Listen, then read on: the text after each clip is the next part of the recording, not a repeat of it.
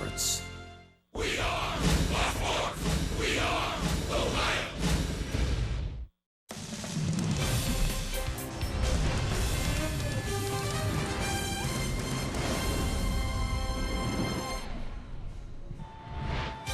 The Indians have had their walking shoes on the last couple of nights. 2 nights ago, it was Michael Brantley with his 6th career walk-off, giving the Indians their 6th walk-off of the year. And then last night, it was the new guy, Greg Allen, the rookie, with his 2nd walk-off of the year. And that one gives the Indians a series win over the Red Sox and the season series against Boston as well. Now it's on to Chicago as the Indians open their final road trip of the season. Hi again, everyone. Matt Underwood alongside Rick Manning. Yes, the Indians are playing out the string. Everything's pretty much set in the American League. But big night tonight for Corey Kluber as he goes for that magical 20th win of the season. And let's hope he gets it. He already has a career-high 19 wins, and Corey going for number 20. And how does he do it? He's got 4 pitches that he can get hitters out with. The cutter is one of his most important pitches because he can throw that to anybody at any time. The two-seam fastball, which really kills left-handers when he starts it at their hip, or to the right-handers when he can start it off the plate.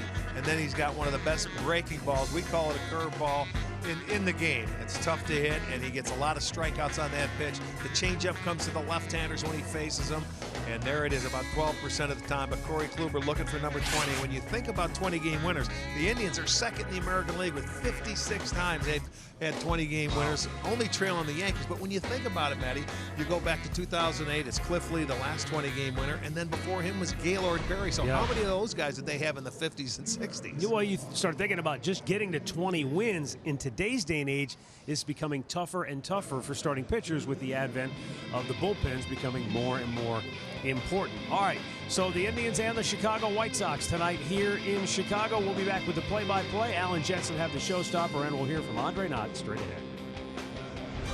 Cleveland Indians baseball is brought to you by Huba WB Mason, the official office supplier of the Cleveland Indians. By Cleveland Clinic Express Care Online. Tap the app for 24/7 virtual visits. And by St. Mary of the Woods, a faith-oriented senior living community in the heart of Avon.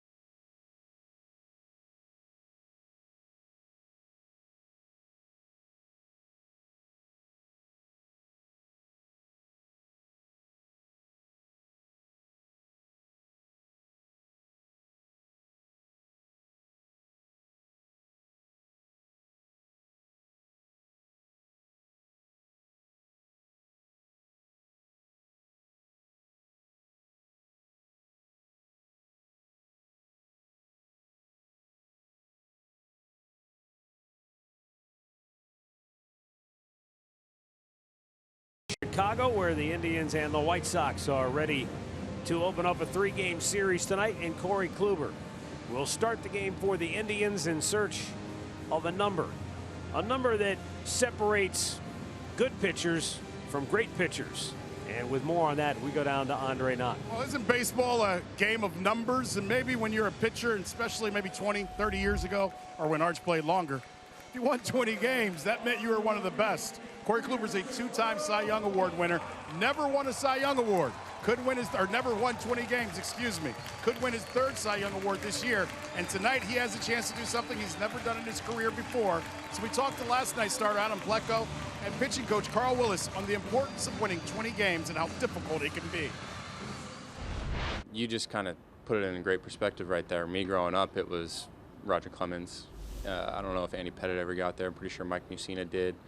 Roy Oswalt, I know, did it a couple years in a row. And you look at those guys now and where their career is, and granted, I personally believe Roger Clemens belongs in the Hall of Fame, regardless of anything. And I'm sitting in a clubhouse with a guy that's probably going to do that. To me, that's truly unbelievable. That's a special talent. That's a once in an organizational, 15, 20 years. That it doesn't happen very often. So I'd be really pumped for him. I am blown away. I actually read it. I think a couple of starts ago I saw where, well, maybe when he won his 19th, that it was his career high in victories, and I thought he had 120 before. But, it's a tough accomplishment. I mean, a lot of things have to go your way, and even things that are out of your control. So I just think it speaks to his consistency and the type of competitor he is to put himself and his team in that position to win each and every night.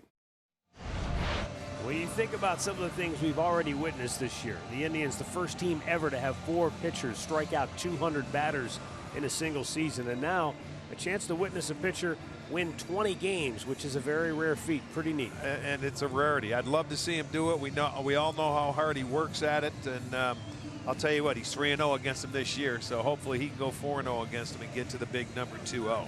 But let's take a look at the guy he is going to face. Dylan Covey will be our Northern Ohio Hyundai starting pitcher, and he's pitched a really good ball game against the Indians this last time out. He went 6 innings, only allowed 2 hits, did not allow a run. He left leading that game 1-0. That was the game, the Kipnis walk-off grand slam. So it cost him a win, but he threw the ball very well. And the Indians starting lineup for Terry Francona tonight.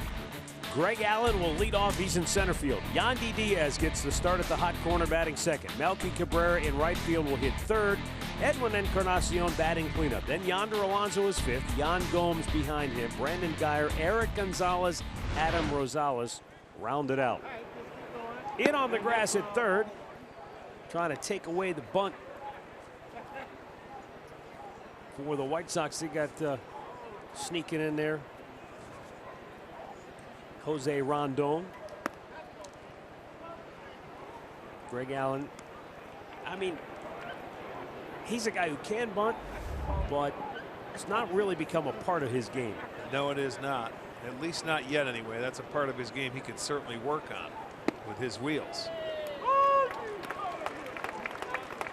Dylan Covey, if you remember, the last time his miles per hour really shocked us. He was throwing about 97, had a great slider going down and leveraging the baseball down in the strike zone the last time he faced him. Swing and a miss. There's one of the sliders right there. This is his 6th start against the Indians this year. And he is 1-2 against them with an ERA of just a hair over 5.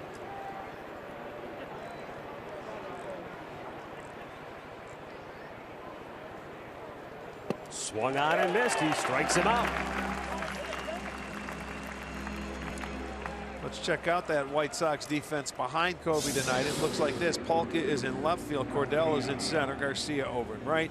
On the infield, it'll be Rondon at third. Anderson at short. Sanchez is at second. Delmonico at first. And Smith doing the catching.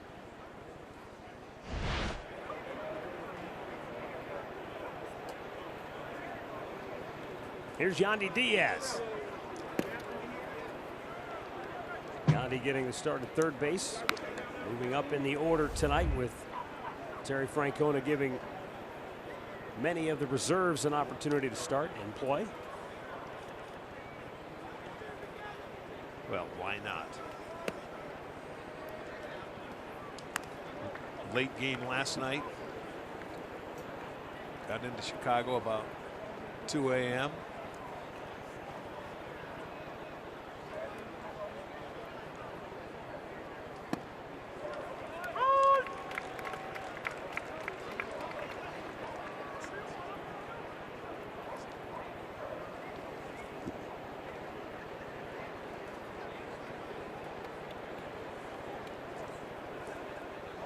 Now the 2-1, and Yandy shoots it into right field for a base hit. That is what we have come to expect from Yandy Diaz. Take a pitch the other way and shoot it into right field. Yeah, but a lot of times when he shoots it, he has a little mustard on it. That time he just flared it over there. Storylines are brought to you by Wayside Furniture. Dylan Covey, his last time out against the Indians, he was really good. Yes, he was. And Melky Cabrera, one of the few regulars in the lineup tonight, has been on fire and really has become a key guy in this Indians lineup. He has really helped to lengthen the lineup and give some protection to the big three at the top. You know what I was amazed with? I wasn't really amazed because we've seen it before, but last night when Stephen Wright came in for the Red Sox, who's a knuckleballer, the switch hitter ended up hitting from the right side of the plate, taking it the other way, and tonight he's going to go the other way and get a base hit, so he remains hot. First two hitters both going to the opposite field. Is that any kind of an adjustment from the last time they faced him? What, taking him the other way? I think I'll tell you what, that ball was elevated a little bit. He was leveraging his fastball down the last time, and it had great movement. It was 97. So you get two hits going the other way. That's not a bad approach.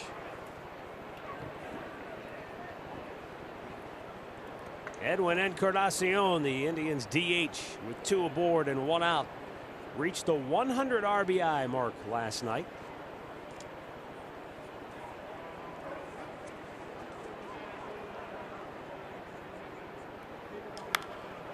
Four straight seasons now.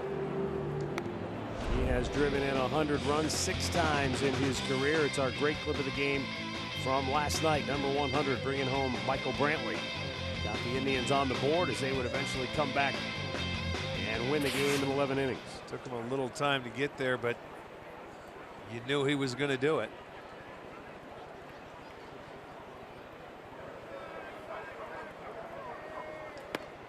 Kind of caught in between.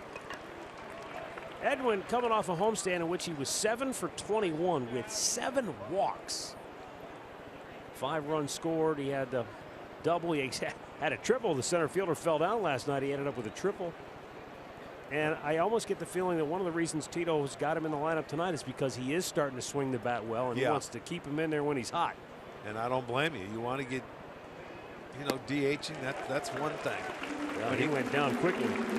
Good breaking ball.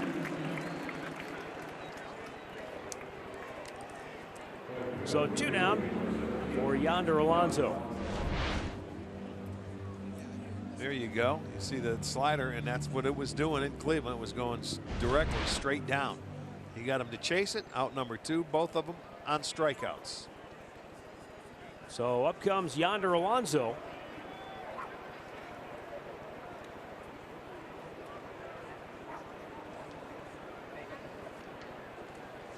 Outfield deep and pulled around a bit toward right. And the pitch is outside for ball 1.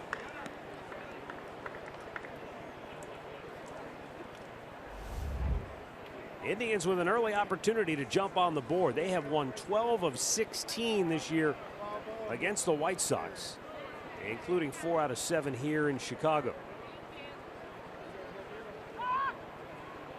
It's interesting because the White Sox have been better on the road than they have been at home, and the Indians are just the exact opposite. Yeah, the White Sox just 29 and 49 in their home park, while the Indians are just 38 and 36 away from Progressive Field. Yeah, they just never got it on track this year on the road. That one time they started to move, and then they fell back down with their last road trip. I mean, I remember there was a time you'd hear people say, if you can play 500 on the road, you win the majority of games at home, you're in pretty good shape. You're in real good shape. I think you've got to do better than that now. Now you may have to. I don't disagree with that. I mean, the Indians are still going to be 90 or above wins by the time this thing's all said and done, you would think. And I guess a lot of times, yeah, that's good enough to get a playoff spot, but swing and a miss. It's 1-2. When you look at it right now, Art, Houston leads the West with 98 wins. Oakland second with 94. Boston's going to win the East. Well, has won the East. They're at 105 wins. The Yankees are second with 95. And then come the Indians, leading the Central at 87 wins. And those teams you're talking about, Boston has 51 road wins. Houston has 52. Oakland has 44. I mean, so that's what, you know, you're talking about road. You've got to do better than that now. Strike 3 called. Boy, Dylan Covey gave up a couple of opposite field singles, but struck everybody else out. Now the White Sox are coming to bat.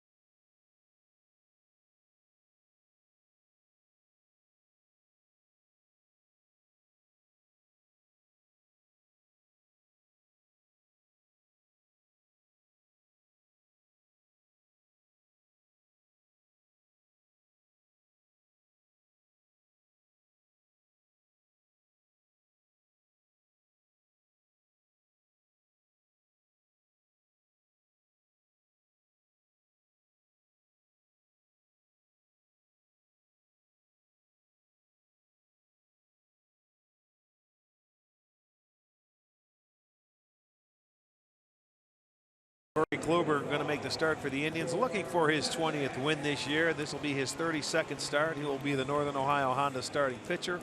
Corey 3-0 against the White Sox this year.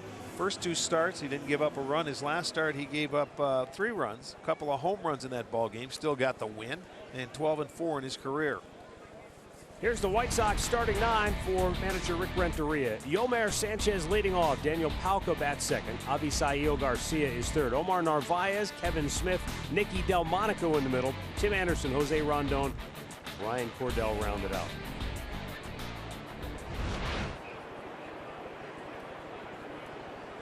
Yomer Sanchez takes a pitch down and in.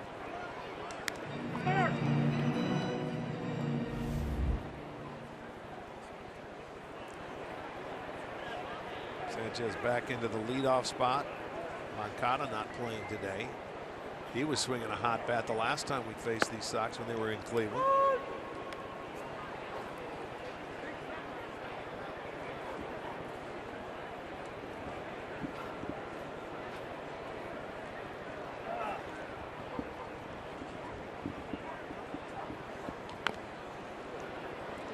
Fouled it off. Tell you what, Sanchez, this guy's done a heck of a job. And what do you want from your leadoff man? Get on base. 34 of the last 37 games, he has reached base. Well, 33 doubles, 9 triples for this guy, and he's stolen 14 bases. The average may not be up there about 250, but there's a lot of batting averages down this year. But he's a scrappy hitter.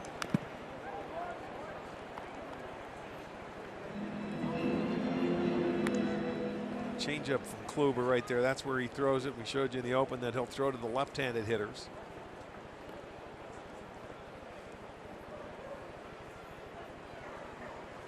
Well, and for me, I think that changeup has got to be particularly tough for a left-handed hitter as he gets a comebacker here. Because of his ability to cut it or throw the breaking ball down and into a left-handed hitter, he gets you looking there, and then that changeup, you look foolish. It dies away, and then you mentioned the cutter, but then he also has that fastball, the two-seamer that starts at the hip and comes back over the plate. It's almost like, you know, you talk about splits and you think, well, you want left-handed hitters. I think he might be tougher. Maybe not for all, but for some left-handed hitters, he might be a tougher at bat maybe than a right-handed hitter. Well, when you look at the numbers, and I know what you're saying with those pitches that they have to watch out for, left-handers this year are hitting 228 off them, and the righties are 218. It's no walk in the park for either one. It doesn't matter. He just doesn't give up a lot of base hits. And a lot of teams we see get after him early. They try and swing and get into swing mode, and that's not a bad idea against Corey Kluber. I mean, he and Gomes are just locked in. You know, there's no shake-offs or this or that. It's pretty much set in stone. He goes down, he puts the fingers down. They're on the same page. They've been together for so long.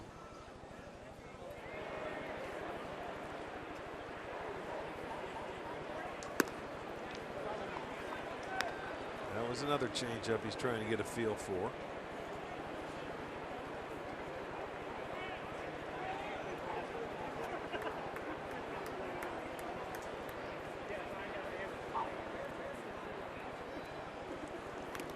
Daniel Palka is an exciting player for the White Sox because of the power, but he has stretches where he doesn't get the ball in play. He strikes out a lot. He has one hit in his last 10 at bats. That one hit, a pinch hit home run, his 4th of the year, which is a new White Sox club record. Adam Rosales in at second base tonight with the shift on, throws out Palka, and there are 2 down. All right, let's check out the Indians defense, brought to you by Ram. It's Geyer in left, Allen in center, Cabrera over it. Right on the infield, third to first, Diaz, Gonzalez, Rosales, Alonso. Sounds like a law firm. And Gomes is behind the plate. Diaz, Gonzalez, Rosales, and Alonso.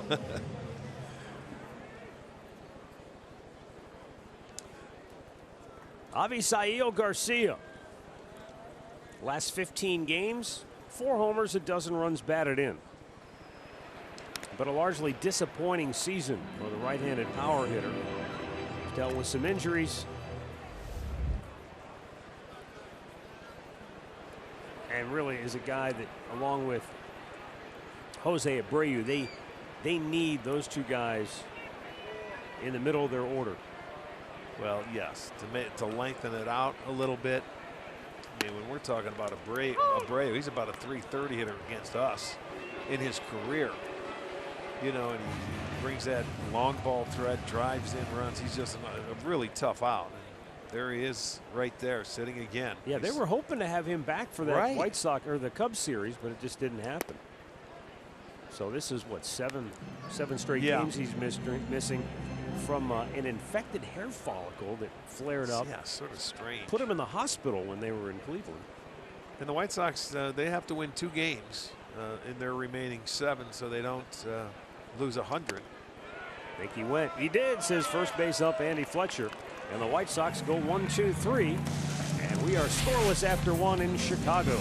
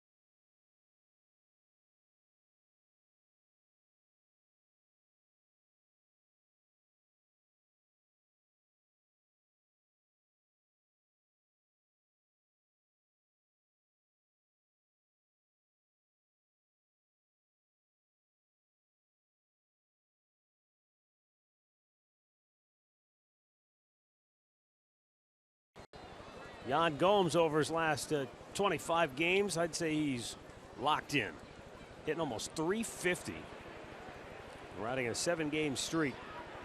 And as Arch pointed out the last game we did, he's so confident and swinging the bat so well. He truly has the look of a hitter who, I'll hit anything you throw up here. Right. And you can tell sometimes he gets a little anxious. You'll see him shake his head. He knows it. I mean, when he makes a mistake now in that batter's box, he can feel it and correct it on his own. Sometimes when you get in that batter's box, you can be lost, but he's been anything but. Been very good.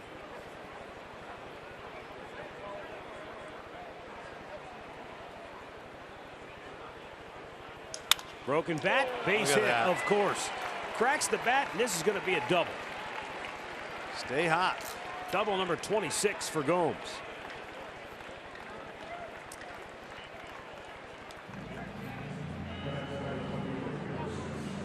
We've said it before about Jan Gomes.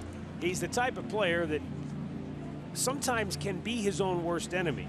But that's not necessarily a bad thing. Because at the end of the day, if you're a general manager, if you're a manager, you want players that care. Oh, he cares. And the worst thing you can have is apathetic guys who are like, oh, well, no big deal. Gomes, though, sometimes he cares so much that he can be detrimental to his own self when he gets into a funk. Trying too hard.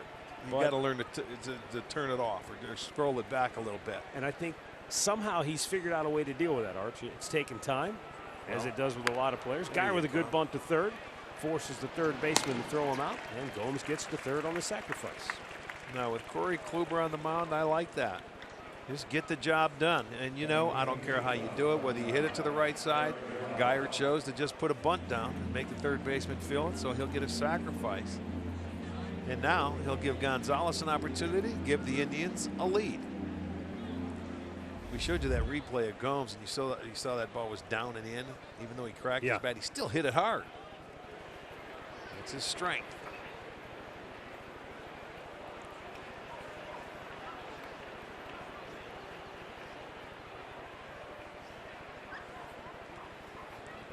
Infield in. Yeah, Eric Gonzalez at the plate.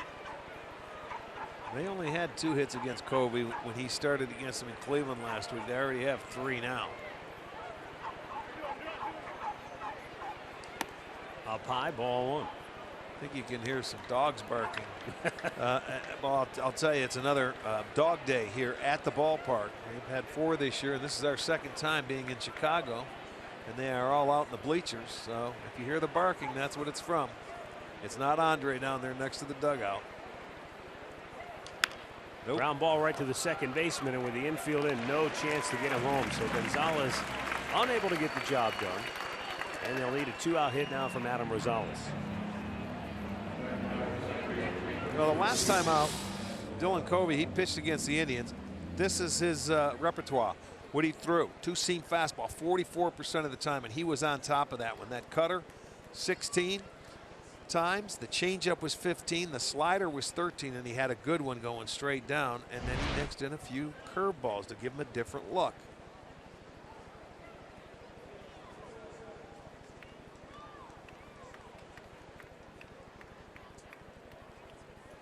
Adam Rosales, utility man, getting the call up this year. And he was born right here in Chicago. Was originally a 12th round pick of the Reds 13 years ago out of Western Michigan. Little jam shot off his foot. Ouch.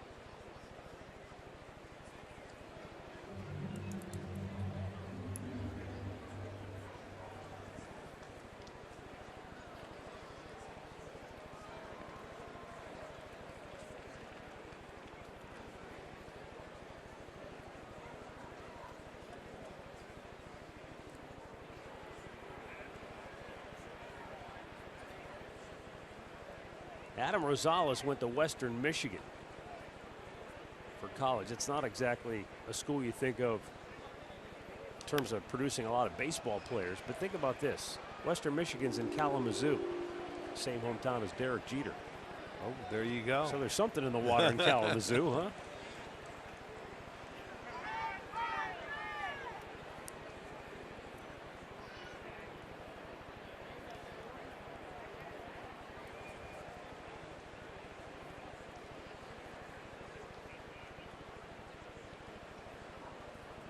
Dylan Covey trying to get out of the jam with a runner at third, 2 down. And Rosales lays off.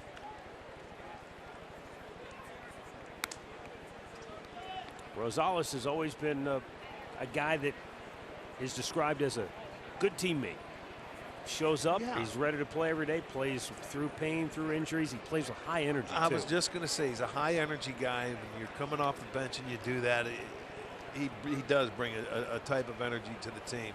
When he hits a home run, you will not beat him around the bases. There will be no jogging. Now the 2-2, and Covey picking up where he left off the last time he faced the Indians. Gets up a leadoff double, but gets out of trouble. The Indians have stranded 3 already tonight.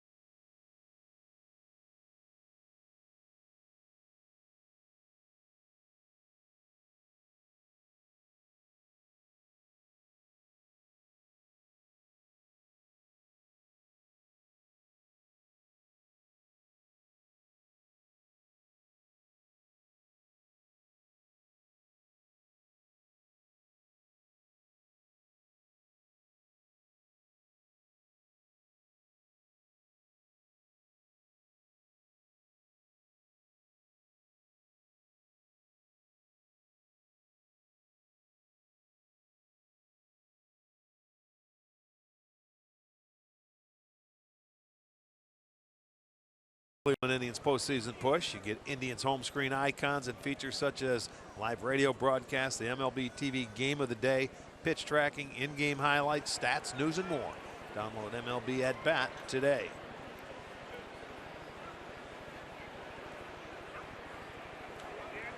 Corey Kluber goes to work here in the second inning. Omar Narvaez will lead off for the White Sox.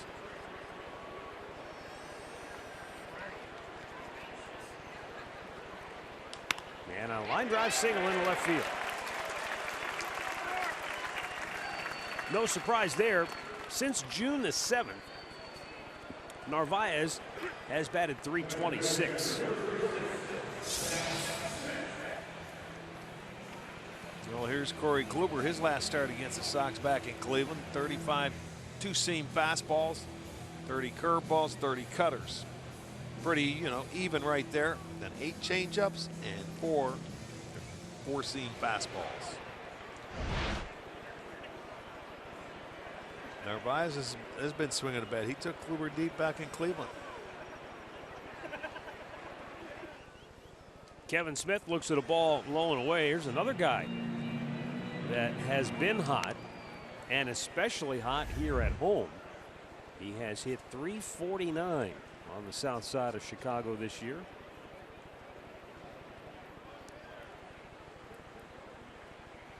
Rick Renneria taking advantage of both of his catchers swinging a hot bat by DHing Narvaez tonight and putting Smith behind the plate. Usually it's the case on a lot of teams where the catcher, you just want him to do a great job defensively, call the game, and anything offensively, we'll take that as a bonus. But for the White Sox right now, these two guys are swinging it better than anybody on the team. So you want both of them in the lineup because of their bat. Well, I don't know if they have any more on the bench, but it's September, and they might have a couple more. You never know. figure You you see. got to have at least Kinda, one no, more. Not Garcia, no Angle. Yeah, Castillo, Wellington Castillo is one. It's on the bench. That is right. So they do have another catcher. And in September, it's crazy, isn't it? With the rosters they use in September. Again, we talk about it. We have talked about it in the past. Where you play for 5 months, it's a 25-man set roster. Playable for Greg Allen in center field. One down. Well, I think I don't remember, it was Andre. Somebody was telling me the other day that the Phillies were the first thing they had all 40 guys in their dugout. We talked to one of their scouts tonight. He said he had over there too many toys to play with. Yeah. Well, if you think about it, if you're a manager, if you've got 40 guys, X number of them in the bullpen, you feel like I've got to use them. I don't want them to sit there. And Yeah. so maybe at times that's not a good thing. Yeah, it's not. You forget what got them there. They played so well for pretty much 5 months of the year, and then they really went south. Isn't the purpose of having guys up, though, to get them to the big leagues, not just to have them here sitting and watching? I mean, you're right, but it's think about from the fans' perspective, there's nothing wrong with matchups and pitching changes, but when it gets to the level of absurdity, like 4 straight pitching changes in an inning, that's where It's absurd. you got to draw the line You somewhere. get a pinch hit, and let's go pinch run for that guy so he can get on the bases. No, it used to be they'd call up the guys that deserve to be called up to the big leagues, not just everybody and anybody. Snap throw to first. It was close. I'm not sure Alonso could get the tag to him quickly enough. It's almost like, I don't want to say it's a luck thing, but when you get a throw down there, you can't take the time to turn and fight him. You just got to slap the glove down and hope you hit him. That is true. But he was back to the bag. And that's why as a base runner, you go to the back part of the bag every single time, because that's just that much longer that first baseman has to turn, and especially a right-handed one. Left-handed one is natural. Good pitch, just a bit outside. Nicky Delmonico, last 16 games, just 7 hits in 49 at bats.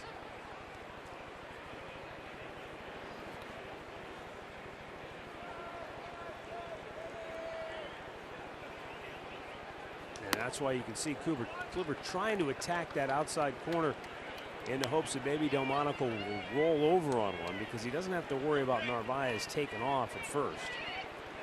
He hasn't had to worry about many people taking off this year. They've thrown out 7 of the 8 base stealers against him this year. He's done a great job of controlling the running game.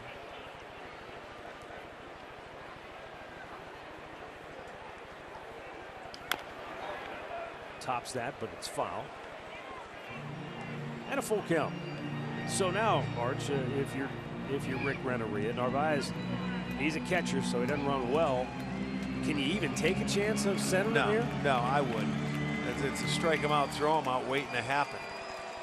And you got Anderson, a guy that can hit the ball out of the ballpark on deck. So I wouldn't attempt to start him here.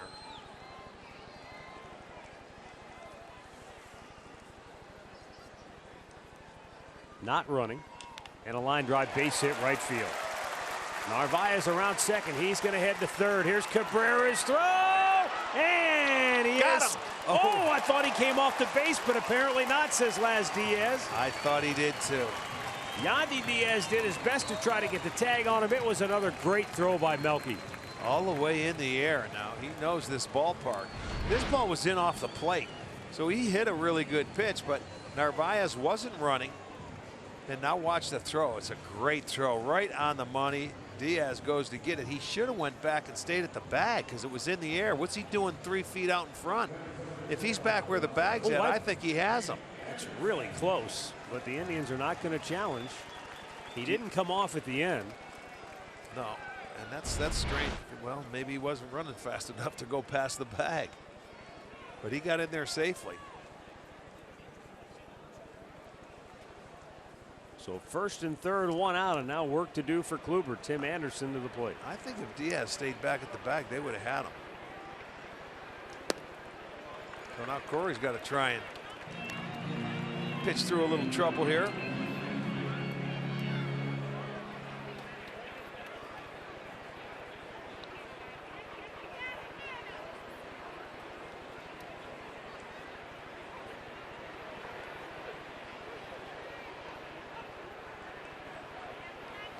Swung on and missed. It's 1-1.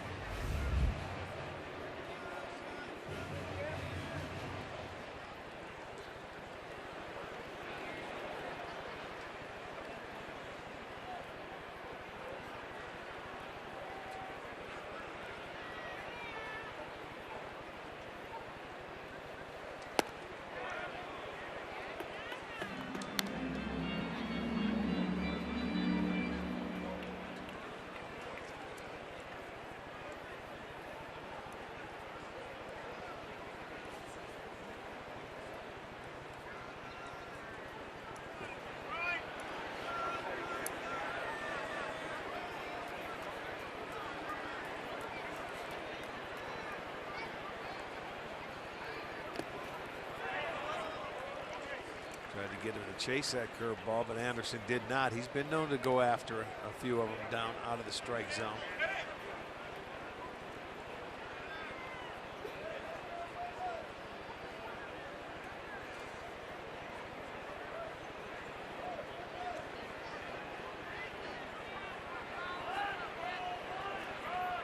This would be a tough guy to turn a double play on because he gets down the line very well.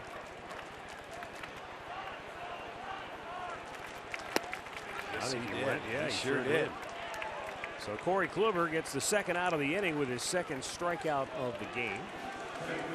That's where the good pitchers, when they know when they need a strikeout, he made this breaking ball a little tighter and not put as much break to it, and he got him to chase after it. He needed a strikeout. He got the strikeout. Now he can get out of the inning.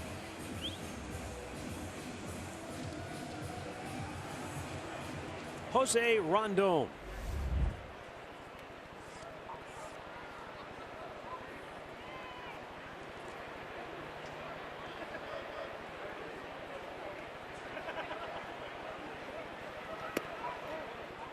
Games at AAA this year, and in those 80 games Rondon had a .250 batting average. He had 18 home runs but only had 38 runs batted in, which tells you sort of like a hot solo. A lot of solo shots. Yeah, absolutely.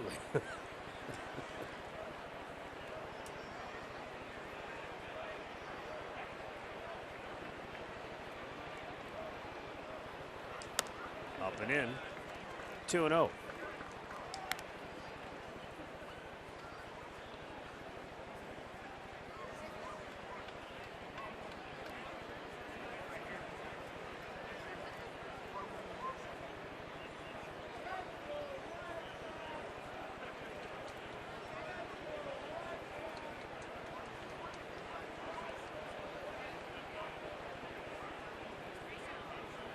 Swung on and missed. 2-0. And these are the little situations within the game that separate Corey Kluber from the pack. You got first and third. Granted, yes, there are 2 outs, but he falls behind the hitter 2-0. But because of his experience and his more importantly his demeanor, 2-0 is like no big deal. No, and he didn't throw a fastball. Right. He throws the young kid a cutter, and the kid goes to swing. He was playing off his aggressiveness, I think, earlier. Now there's the four-seamer. The kid thinks he's getting a breaking ball, and now he throws him his 2-0 fastball he thought he was getting.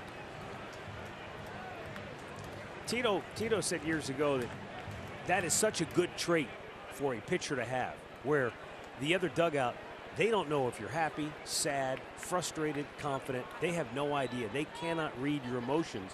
And he said, and you can relate to this, sometimes hitters will feed off of what they see in terms of body language from a pitcher. He just took him to school. Strikes him out, ends the inning. White Sox strand a pair. We've played 2, no score in Chicago.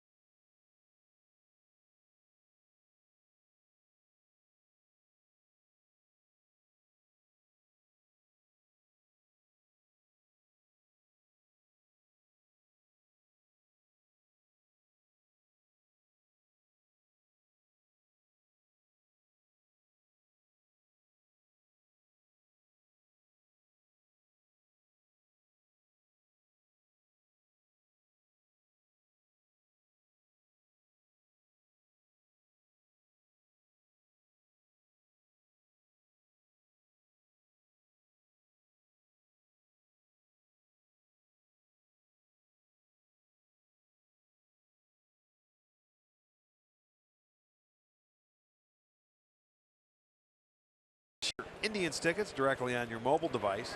You can use the app to purchase and forward tickets and have your tickets scanned for entrance to the ballpark. There's no need to print tickets.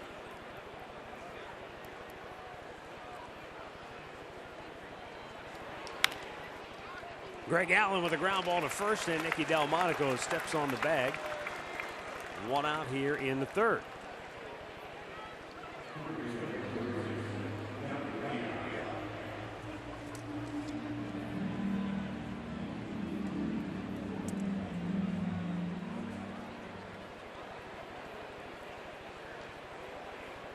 Yandy Diaz, a base hit his first time up. Yandy shot one to right field in the first inning. Yandy Diaz is a young man that I think maybe we still don't know a lot about. And I guess that's not necessarily all that unusual. A lot of the players that have come over from Cuba, they have had to deal with a lot of things that many of us can't even comprehend. And for Yandy Diaz, I mean, just imagine, before he was 21 years old, he had been imprisoned twice in Cuba for trying to flee the country. Twice he spent 3 weeks, almost a month in jail, 2 separate times, because he was trying to escape Cuba to come to America and pursue his dream of playing in the major leagues. As it turns out, as the saying goes, third time's the charm. He and some friends finally made it on a motorized raft, ended up in the Dominican Republic, and eventually got to the U.S. and That's amazing. signed on with the Indians. Matt, Swing and a miss. I love his story, and I think that plays into, and I don't want to speak for him, but in getting to know him and being around him, I think it's hard for him to trust everyone at times and to trust what everyone's trying to get out of him. That makes sense. Well, when you've spent most of your life looking over your shoulder Right. and wondering, is this the day somebody puts me back in jail? You know, you can understand that. And he's a good person. He really is, and he wants to be great. You know, Arch and I were talking the other day how on the road, he's the one guy that's up at 7 o'clock, 8 o'clock in the morning working out before he comes to the ballpark. We make fun of but he cares and he wants to play. But I think the language barrier and what's happened earlier in his life has made it tough on him at times. And that's why I think look, I don't know, maybe it's making too much of a thing, but for a guy like Yandy to have somebody like Yonder Alonso, at least he's a fellow Cuban, somebody who's gone through it at least to a certain extent and can understand where he's coming from, that's got to be a bit of a comfort to him. Well, it's funny you say that because last week when the Indians were playing the White Sox, I brought up Moncada to him, and he laughed. He said, "Oh, he had it easy," and he wasn't mocking him, but he was just saying, "Yeah, our lives are way different, even though we both are." Yeah. Everybody's story is a little bit different, though. The Indians go in order. We go to the bottom of the third, still scoreless in Chicago.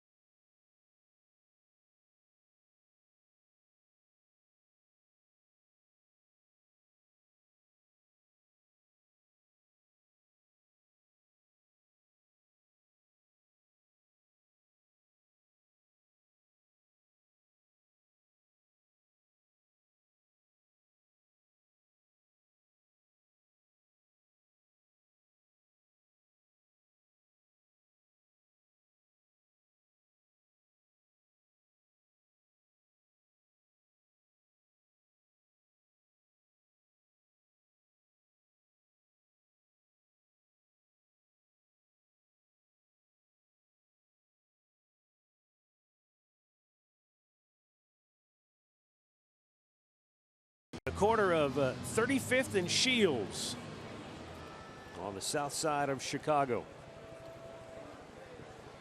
No score. Bottom of the third inning. Ryan Cordell will lead off for Chicago.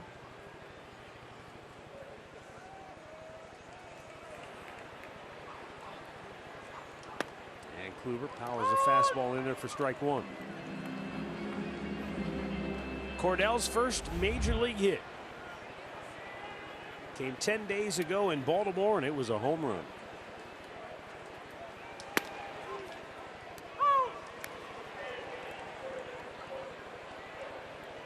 Certainly the memory of that hit alone has to carry him through what has been an up and down first taste of Major League Baseball. He's just 2 for 22 at the plate. Yeah, not playing every day, and he just sees 3 pitches from Kluber, and he is down. 4th strikeout for Corey, so first time through the order. White Sox 2 for 9, 2 singles, and the 4 strikeouts. Well, there's not many to it. Just 3 pitches, breaking ball. There you go on the outside edge. Gets him.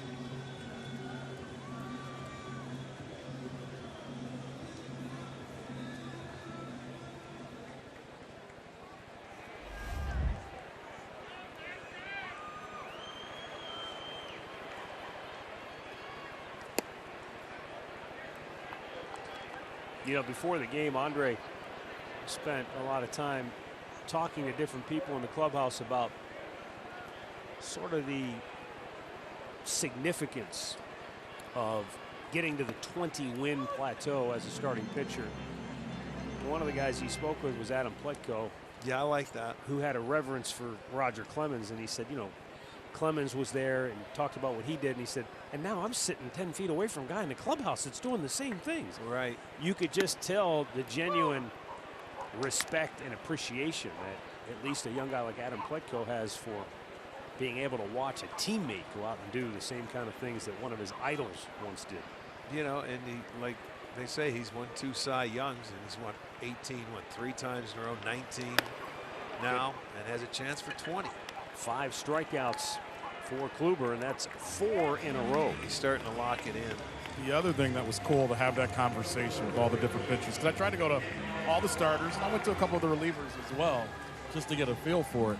But the other thing that they mentioned was how he pushes himself mentally, how most fans will never know.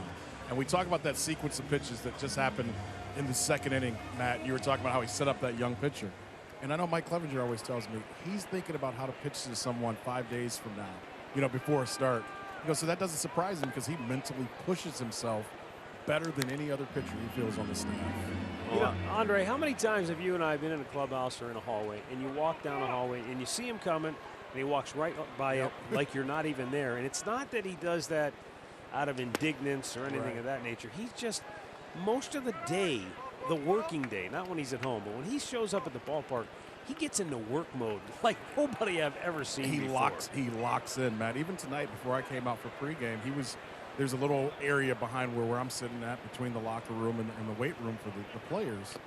And all the other guys are playing music, dancing, you know, working out. And he's doing yoga. In the middle of all of it, he's doing his yoga poses, and no one messes with him, and he doesn't stray away from it. It's just amazing because most people couldn't concentrate in that setting. You know, but for him, I got a job to do. I'm locking in, and I'm getting ready. I always get a kick because you can tell he doesn't want to do a whole lot to do with Polka. But the one thing I like about it, Andre, is usually when he's pitching the second or third game of a series, he's locked in watching how that series is going. Tonight, he happens to be leading this series off, and he's still locked in. And he told me, got here early last night, flew early. Yeah. Watched a little bit of last night's game, got a good night's sleep. I go, you see the end? He just looked at me. But he said, hey, I had to get ready for today. That was my main focus. And I wanted to say, you've already pitched against him 4 times this year. But that's him. And that was his last start against these guys. Garcia off the end of the bat, and Gonzalez can't come up with it. Well, don't know what they're going to give him, but we're used to watch that play made. I don't know if they're going to give him a hit or an error. I think he should have been able to at least catch it and get one on the backhand side. He's trying to go down to one knee and pick it up, but they scored a hit. Yeah, that's a play that I think even Gonzalez, he's a shortstop, he'll tell you should be made. It was hit hard, but give him a hit. And 2 on now after he had the first 2 out in the inning. And Omar Narvaez to the plate. He had a base hit. He flared one the opposite way his first time up. It was the first hit allowed by Kluber tonight.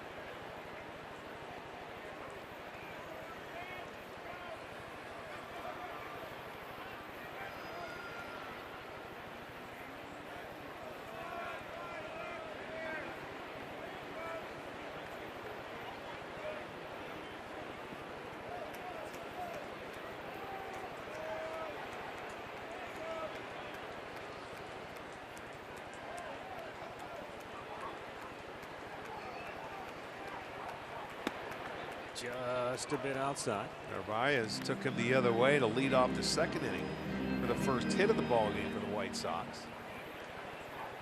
You mentioned the home run he hit off Kluber in Cleveland. He's hit 3 home runs in his last 5 games. So only 9 on the season, but just a product of being locked in at the plate right now.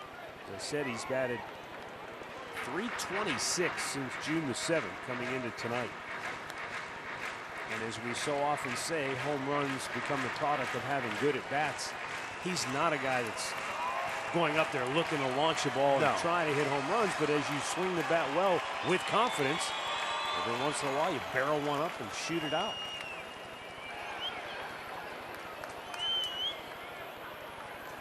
Yeah, and he's probably the better catcher between he and Smith behind the plate, so he's going to get more at bats that way.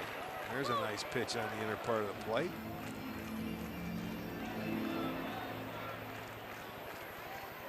And that's the old comeback fastball on the inside part of the plate. Sometimes he saves that for strike 3. Right now he chose to go with 2. Now will he follow that up with a changeup? Will he change it and go the other way and cut one in on him off the plate inside?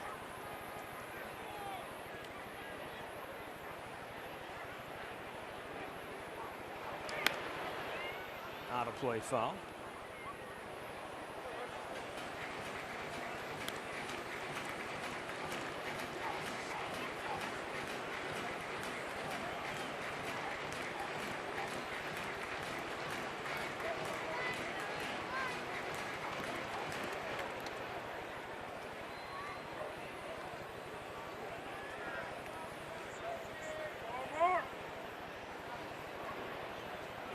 Two on, 2 out. And Kluber about to throw a 1-2 pitch to Narvaez with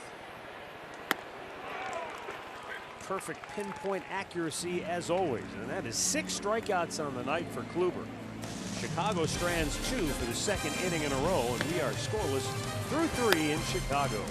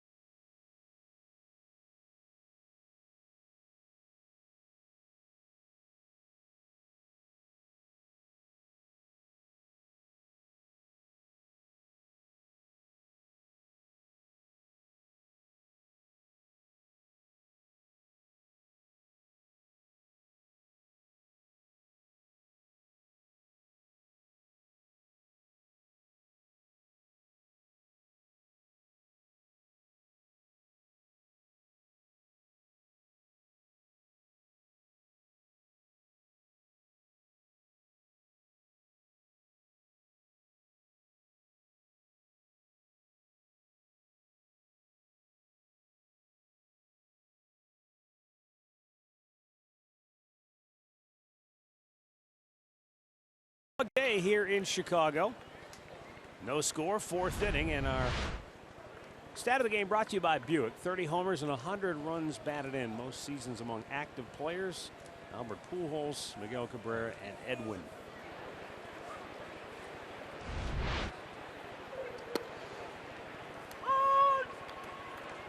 Encarnacion struck out his first time up.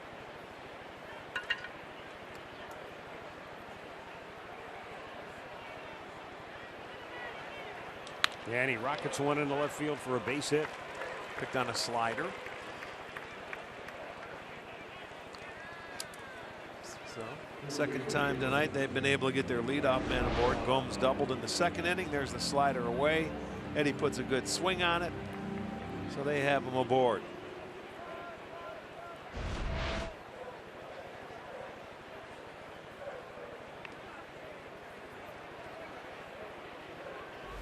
Here is Yonder Alonso, called out on strikes his first time up.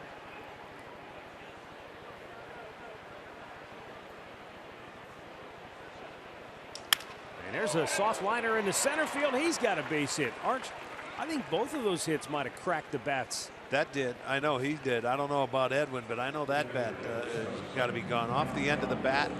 And you can see where Anderson, you know, he tried to jump for it. It wasn't going to get it. But there's something, and the reason why he was able to get to that ball was elevated a little bit. And that enabled him to get it over the infield. So you get back-to-back singles now. And it brings up Yan Gomes, who doubled his first time up, a new career high in doubles for Gomes with 26 now.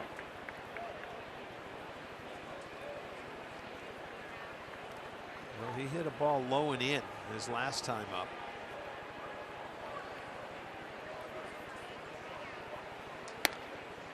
It's a good pitch. Look at, he wants it too. That came back. That ball was not high, and it had the outside part of the plate. I know if I'm a pitcher, I want this. That's right there is a strike. That's the top part of the zone, no higher.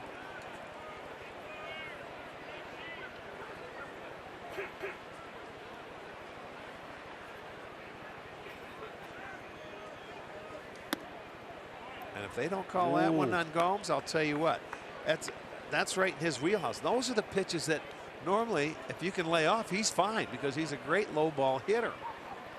His 8-game hitting streak, hitting at .414. I guess if Manny Gonzalez is just going to consistently say, hey, that's a little too high. Well, then you got to give the low strike then if you're not going to give that one up there. So that makes it. And right now, Kobe thought he's struggling to throw strikes. So. And wisely, Smith is going to go out there and say, hey, they were good pitches. He didn't call them. Look, come on. You got to get back into this at bat. You don't have anybody out. Sometimes that's a very difficult thing you have to overcome when you're throwing the ball well. You may not get a call. You know, I guess, too, just put yourself for a second in the umpire's shoes. You see that pitch, and in your mind you say, okay, that's a little high. Right. And then he throws the exact same pitch, or at least almost the exact same pitch again. You can't, then you've got everybody mad at you. Well, so the one thing as an umpire is to be consistent. And if he's not going to call that tonight for both pitchers, then that's all you can ask for. I would think so, yes. But I would think you may have to give a little more down. Gomes wraps one left, but foul. How about him? 3-0. Getting after it. When you're swinging like he is, the manager says go right ahead. There's no take sign. Not the way you're swinging it.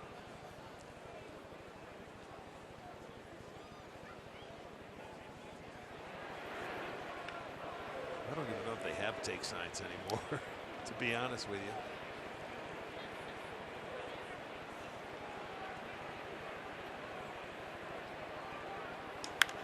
Popped up foul on a play.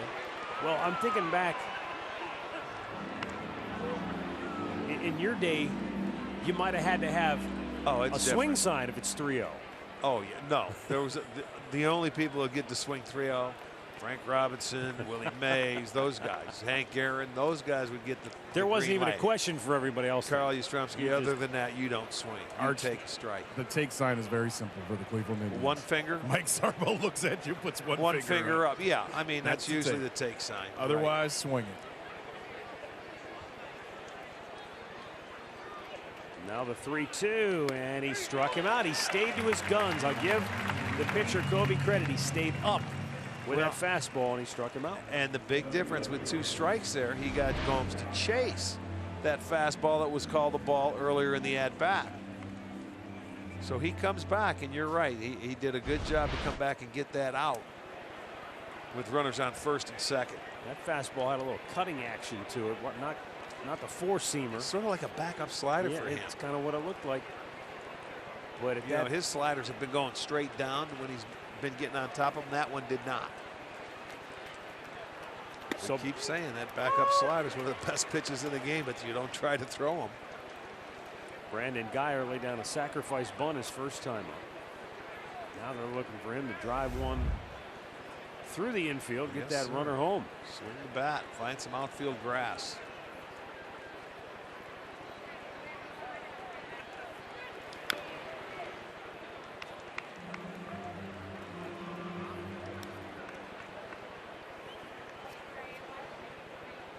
Geyer, to his credit, has done a good job he has. This year. Limited opportunities. I remember his very first at bat with a runner in scoring position this year. He was able to get a base hit. A lot of times that number comes when you're confident. When you get runners in scoring position, you get a good feeling about yourself.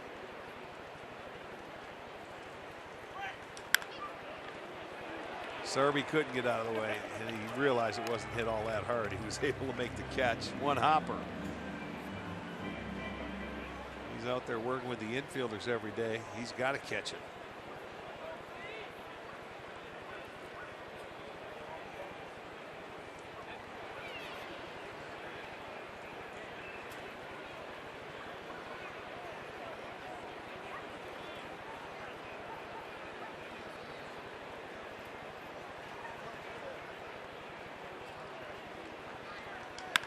To third, right at the third baseman, Rondon. They go to second for Lawn, on to first, they turn it.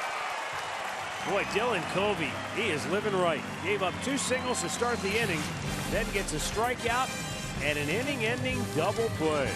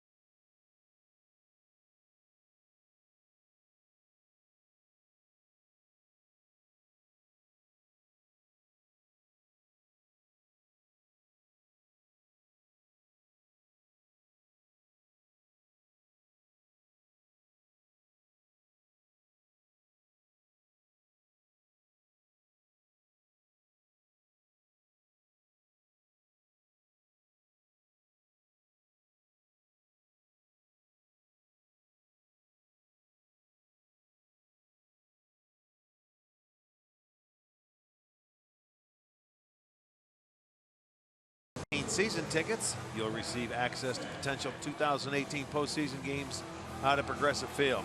Place your deposit today and secure your access at Indians.com. Last week of regular season baseball, and then after Sunday it'll be on to postseason. The Indians will open up on the 5th of October. Still no score as we open the bottom of the 4th inning with Kevin Smith at the plate. Kluber has struck out 6 and he's allowed 3 hits. Covey has struck out 6 and he has allowed 5 hits. Center field, Greg Allen on the move, makes the catch. One down. T-Mobile built for baseball. Let's take a look at the 6 strikeouts by Corey Kluber tonight. Well, there's a good breaking ball. He got the check swing early on those little cutters down out of the strike zone. Then he threads the needle on the outside corner. And that's a pitch. He needed that 1 strikeout when he had first and third and 1 out. He was able to get it. That last one coming on a good located fastball up and away out of the zone.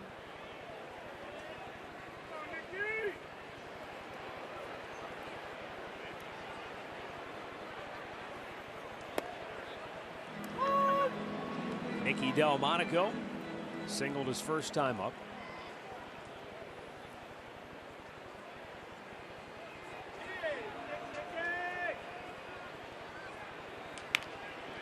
And there's a perfectly placed ground ball up the middle. Gonzalez got a glove on it, but could not come up with it. I'm not sure it would have mattered. I don't think it would have, because he was so far out in the outfield, he wouldn't have had time to spin and throw it. But he didn't come up with it cleanly, so moot point. Goes as a base hit. See that ball jump up after it got out to the grass? It took a higher hop than it looked like it was going to.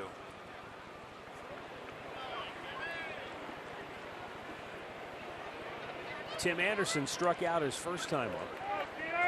That's the strikeout that Kluber needed when he had first and third and just 1 out when he was facing Anderson the first time.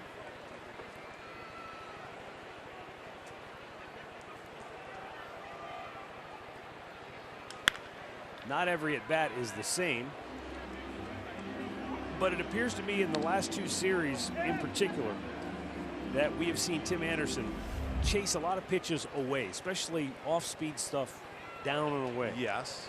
And I don't know if that's just a matter of showing it to him inside and then getting him, or if you just don't have to throw him a strike, period. That first time he tried to throw it a couple of times. He ended up getting him out away, but he tightened it up. He tried to throw that bigger curveball, and he didn't offer in the 1-2 pitch, but he got him to swing at it in the 2-2. Here's a pitch up and in.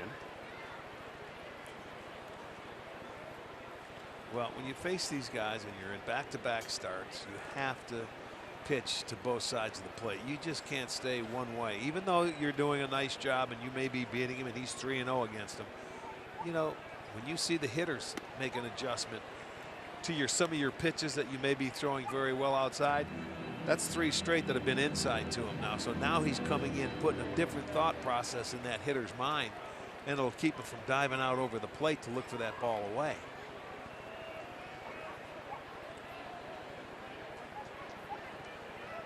See where he goes with this one. Up and away.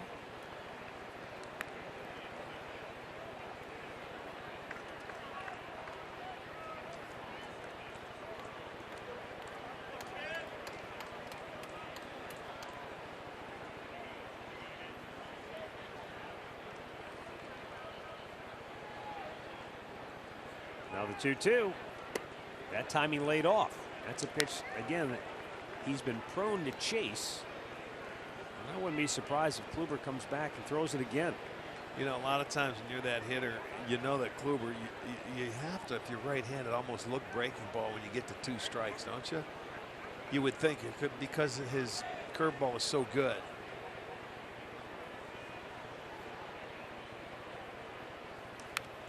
There's the fastball. He challenged him. I was just going to say either that or, you know, it's that fastball that starts off the outside corner and runs back over that guys give up on too. Well, if you can do that to his fastball, just foul it off and stay alive, you're going to get a breaking ball here really soon. Because he will not throw you that many 4-seam fastballs. He just doesn't throw them. Everything's moving. There it is. Powered by him with it looked like a cutter. Just enough movement to take you off. And that's 7 strikeouts on the night. And that's why this is an effective pitch in this location. But it's like a cutter. But occasionally we've seen it happen where that pitch backs up over the middle of the plate, and that's a problem. He got underneath that one. He didn't get on top of it and out in front like he normally does, where it really has the good movement. That one he got underneath. but it didn't run as much as it normally does. He got the swing and miss. It was off the fastball. Now Jose Rondon called out looking his first time up. And he just reared back and said, here it is, fastball challenge. Can't square it up.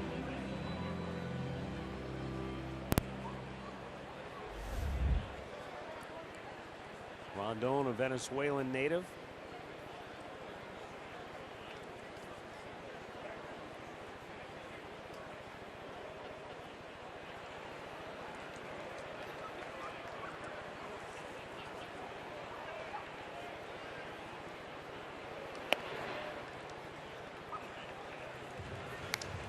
This is his 8th start this year at third base.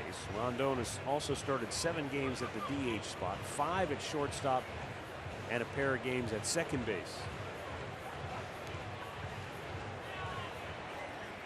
So they're a utility man, utility infielder that plays all over.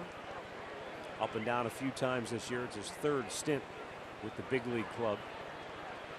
1-1. And Kluber. Now see, there's the cutter, but it's down. That's the one you're talking about. It's more bite down as opposed to the other one where he cut under it a little bit. Yeah, you see that one, he gets out in front of himself, and there it is. It starts at the knees and it cuts out, and it's just a, it ends up being a ball. And if you start to swing, you're in trouble. You're not going to hit that one.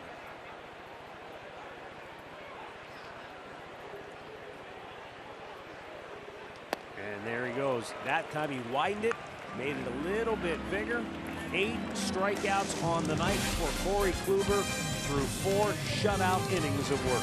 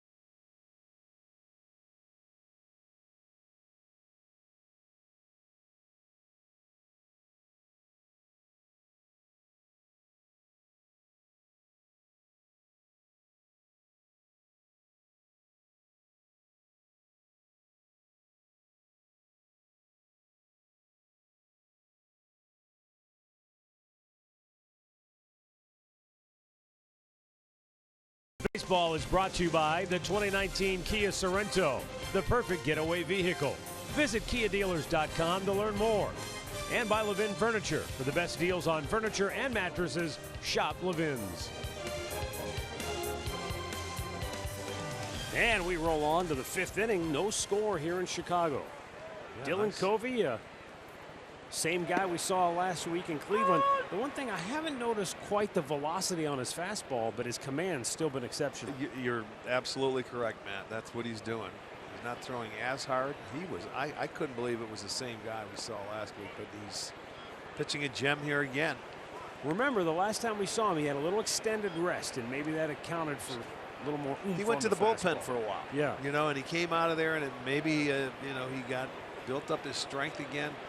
But, I mean, out of his last 7 starts, he's still 0-6. Yeah. And out of that 1 start, he had the no decision last week. She could have had the win. It was a 1-0 ball game.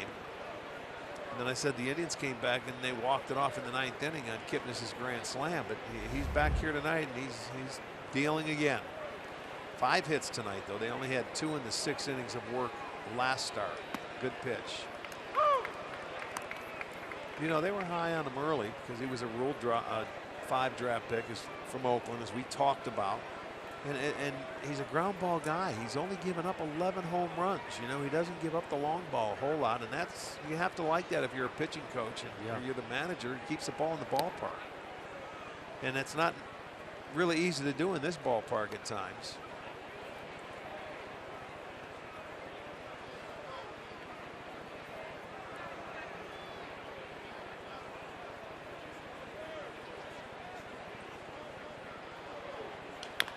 And also remember tonight for the Indians, no Lindor, no Brantley, no Ramirez, no Donaldson. Well, what makes it, they still have 5 hits. Yeah. But he's been able to get the outs when they needed it. Got a big double play ball last time. They had back-to-back hits twice, and they couldn't do anything with it. And they had the leadoff double by Gomes in the second, and they left him standing there. Hit hard, but right at the center fielder, Cordell. Now we go back to Cleveland for a game break without Pulowski.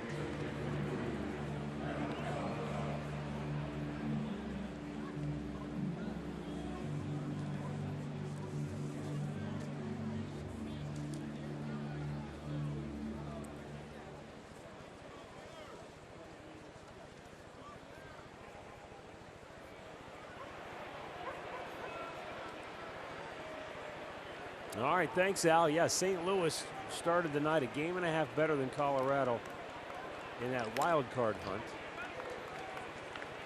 And the Milwaukee just 2.5 back of the Cubs in the Central. Of course, that's a tall order. Well, Pittsburgh's beating the Cubs right now, 2-1 in the 6th inning.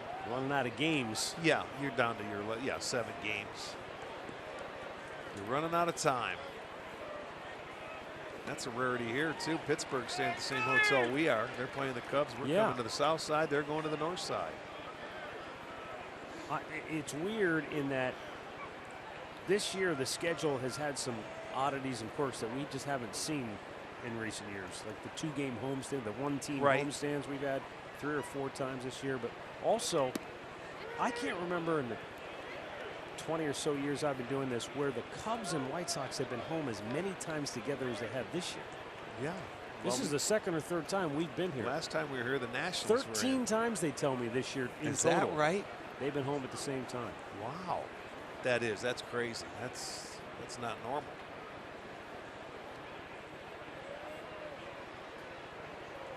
Adam Rosales struck out his only time up.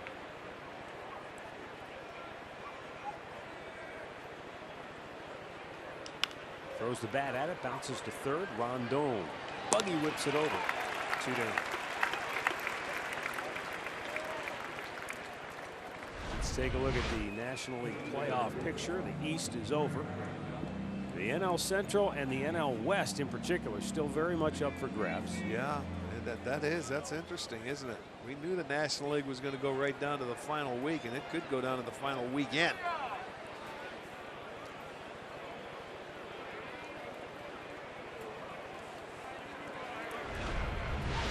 Colorado trying to stay man, all of a sudden we got a cloudburst here.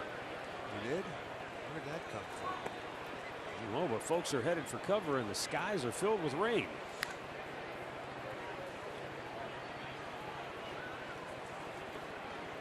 I know we're expecting some tomorrow.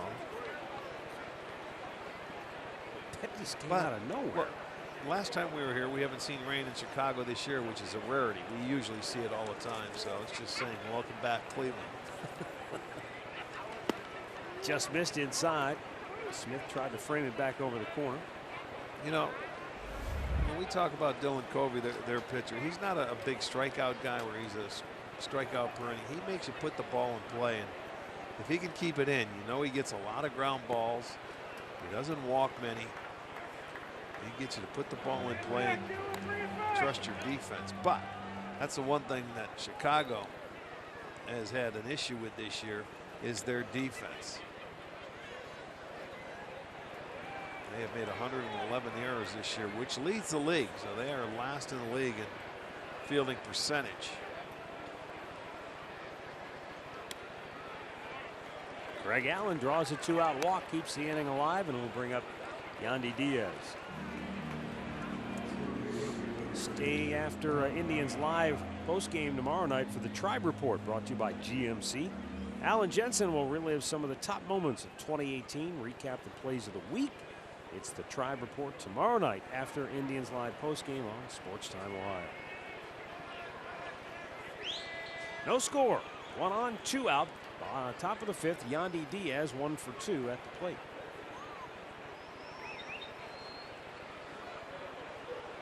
Runner goes. Throw down. Not in time, and Greg has himself a stolen base. Well, perfect time to run with 2 outs. I was going to see if it was going to take him a pitch or two, but it did not.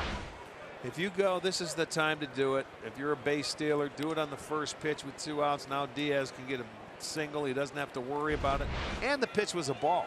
So he just flat out beat the throw, and that is his 18th stolen base for Greg Allen. And the 128th for the Indians, and they look like they're going to lead all of baseball in stolen bases this year. And that'll be the first time ever as an organization leading all of baseball. Throw back, but nothing doing.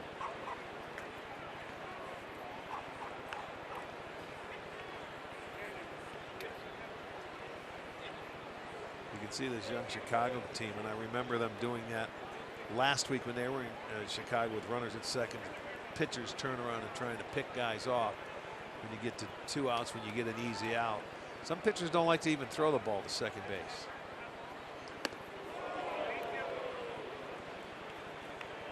So let me ask you this. When it comes to trying to improve your defense, the situation the White Sox are in, and frankly, we saw it years ago with the Indians too. Is it a matter of, at this level, I mean, so you're at the big league level, right? Can you do things to work to improve your defense, or do you simply have to get better defenders? Well, I don't think so. For example, Tim Anderson, the shortstop, who's got great range, got a great arm. He has 19 errors on the year. You look at Yohan Moncada. He's got 19 errors on the year. He's young. He's got to learn to play. That's your keystone combination with 38 errors. They're young, and it's not an easy position to play. They're just going to have to get better and do it. Sanchez, 14. He's at third base. Second tonight. You know, so he's flip-flop. But he's done a nice job over there at third overall for him. So you just have to have some guys step up. I mean, that's a lot of errors for your infielders. Well, you figure most of the ground balls are going to second base and sure, shortstop. Right up the middle. That has to be your strength. Yandy Diaz trying to shoot it to deep right field. On the run, Garcia makes the catch. Boy, did they have him played perfectly. Yeah, and he got a really good jump off the bat. So halfway through, still no score.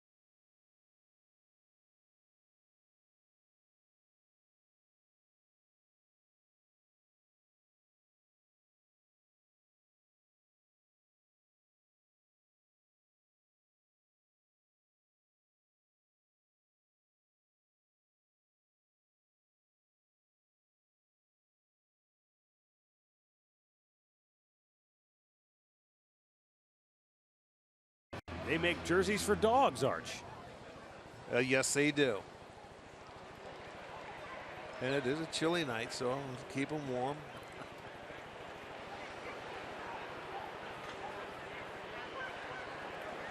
I think Chicago's had more of these dog days than anybody. 4. I think you're right. And they're really good record-wise on dog days. I think they one of their wins against the Indians earlier this year, I think, came on a dog day. I've got to look. Be careful. We might see half a dozen of them next year because we've been beaten up on the White Sox this year.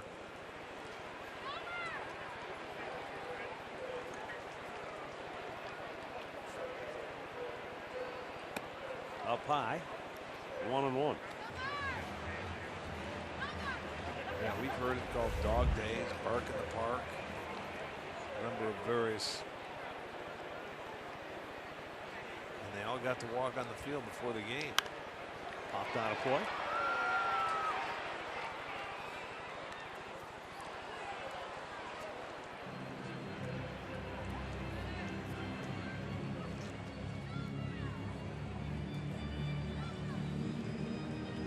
Ryan Cordell rung up on strikes his first time up. The 7, 8, and 9 hitters so far tonight are 0 for 5 with 5 strikeouts. Make it 0 for 6 with 6 strikeouts.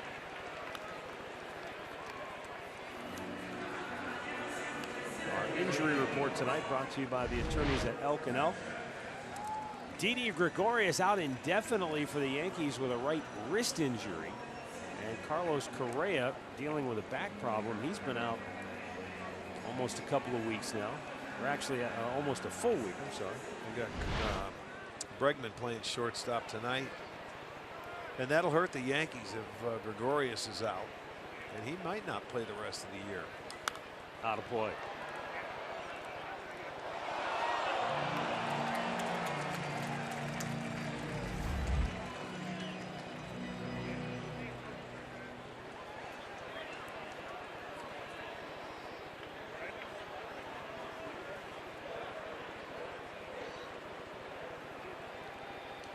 Bunted. Gomes jumps it, throws it, got him. 2 away. Just didn't get that ball out far enough where Gomes was able to jump on that ball, pounce on it. He made a nice play.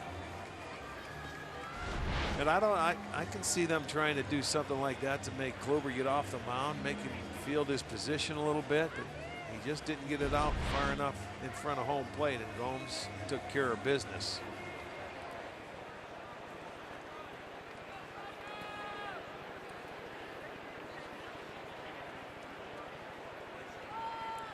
Daniel Palka grounded out in the first. He walked in the third.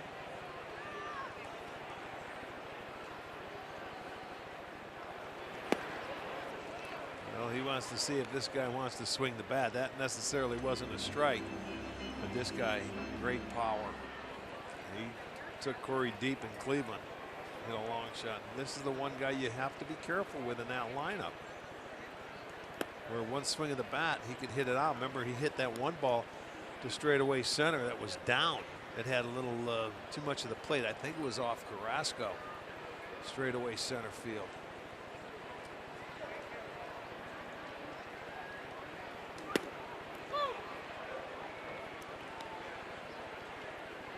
One ball, 2 strikes.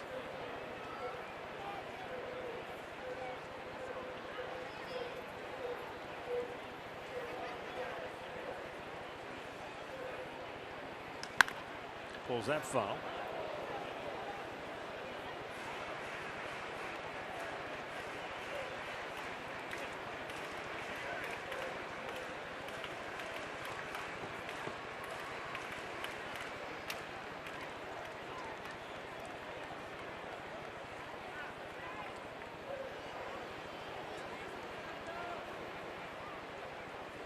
Yes, he did. He chased, and that's 10 strikeouts for Corey Kluber in 5 shutout innings of work.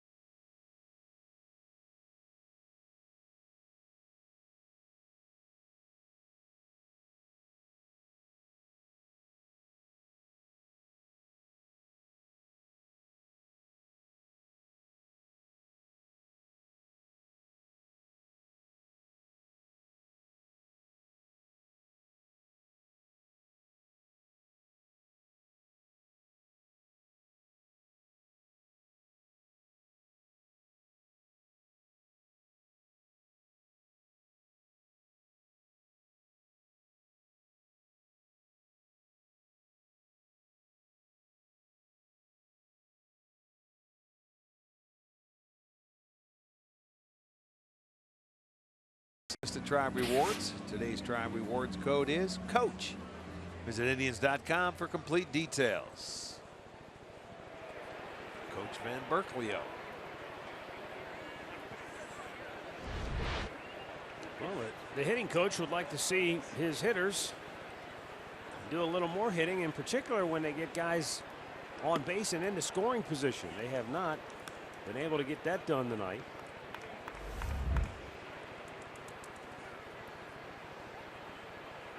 I've got him 0 for 7 with runners in scoring position to this point.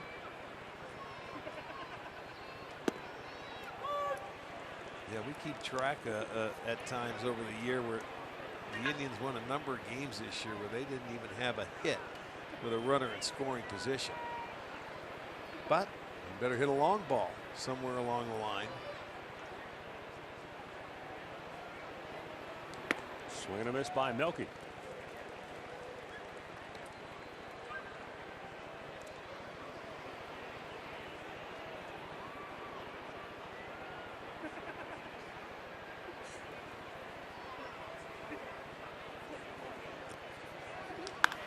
Foul.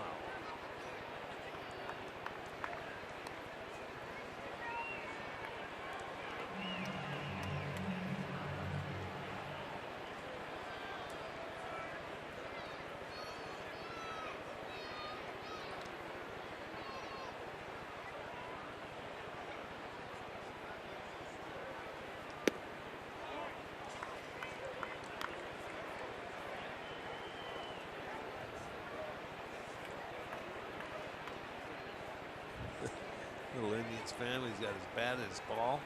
He wants to play. Pulled that foul.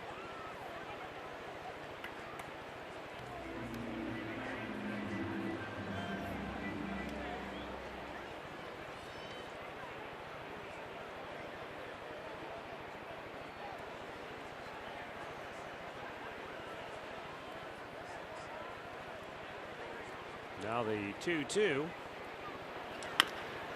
Grounded towards short. It's the third baseman, Rondon, who throws him out. Mid-game recap brought to you by your local Toyota dealers. Dylan Covey, 5 1/3 scoreless. He's given up 5 hits and has struck out 6. He's walked only 1, and Corey Kluber has given up 4 hits and has struck out 10 White Sox batters, has walked 1. Yeah, there's a lot of swings and misses going on today. And when Kobe keeps that ball down in the zone, you can see how tough he is.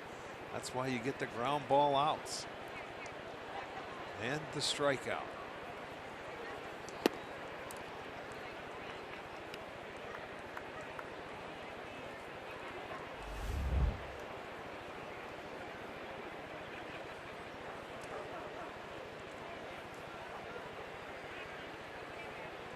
Edwin singled his last time up, takes a pitch down low. 31 homers, 100 runs batted in on the year.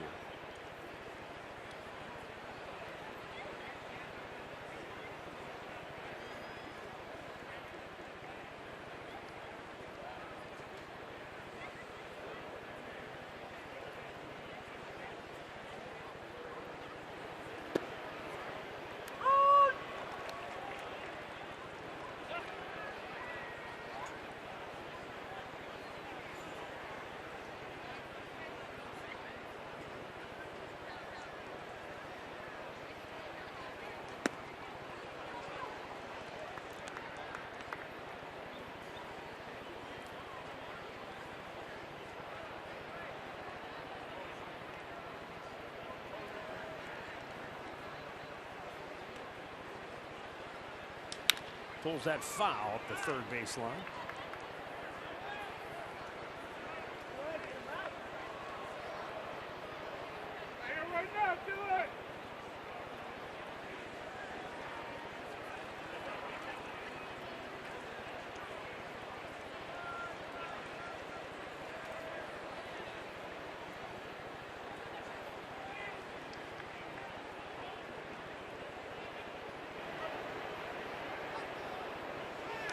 Out of play.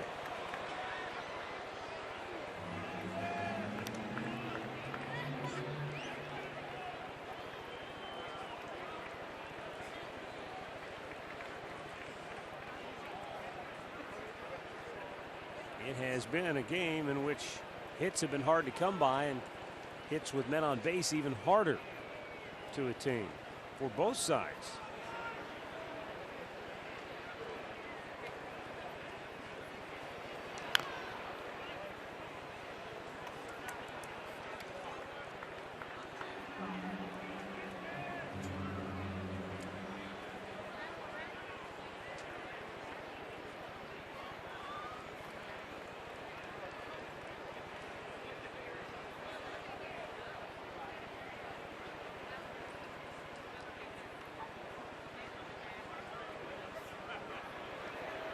Covey's payoff pitch is pulled foul. A light mist falling again here in Chicago. It rained earlier briefly and then stopped, but there you see it. This isn't even really a rain. It literally just like one of those misters you see at the beach on a really hot day.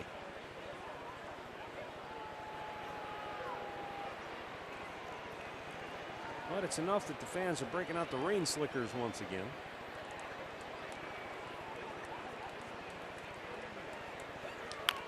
Fouled away by Edwin. Well, he's throwing him fastballs. He tried to mix in one curveball, some sliders that Edwin just continues to foul off. So this is turning into be a pretty good at bat here with one out.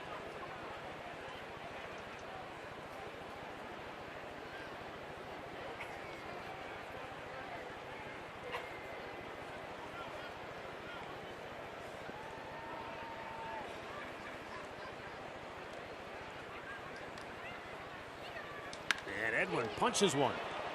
Right field, Garcia tracking it and makes the catch. 2 down.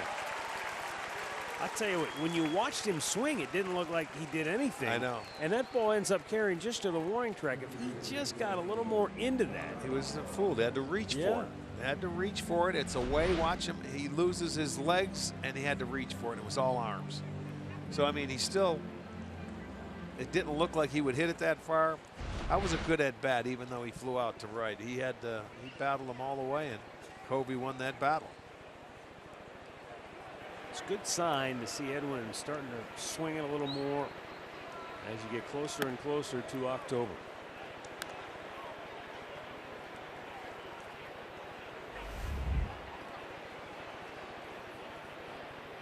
Two down for Yonder Alonso, 1 out of 2 tonight.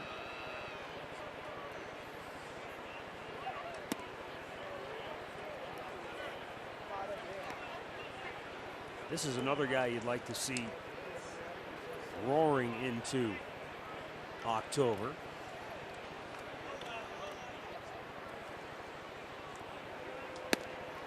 And little by little, he seems to be trending in that direction. On the recent homestand, he was 8 for 24 with a home run, 5 runs scored. Tonight, 1 for 2.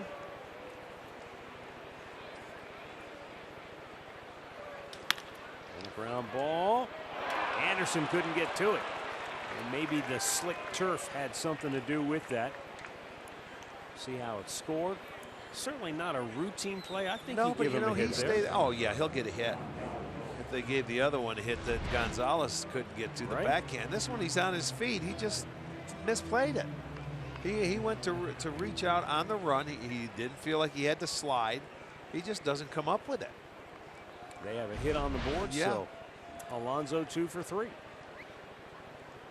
And up comes Yan Gomes. Doubled in the second. Struck out on a high fastball in the fourth.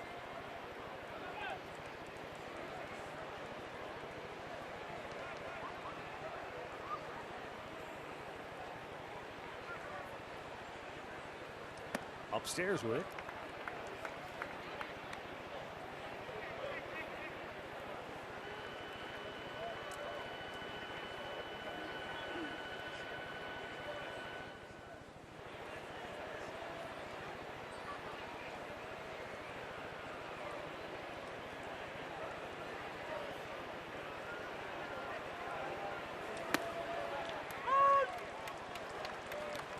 And that's where Kobe has lived for much of the night.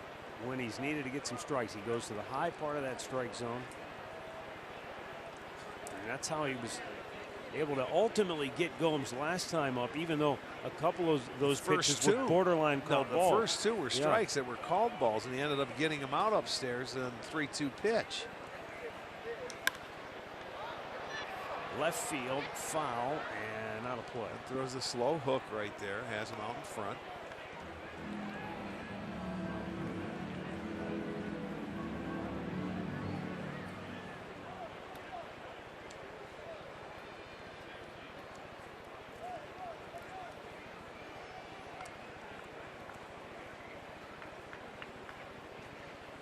No score. 6th inning.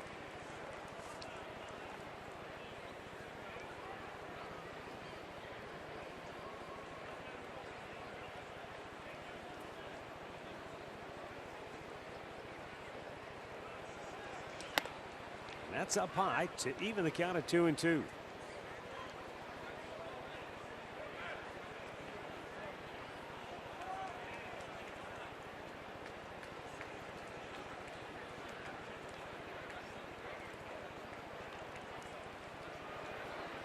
Brandon Geyer would be next.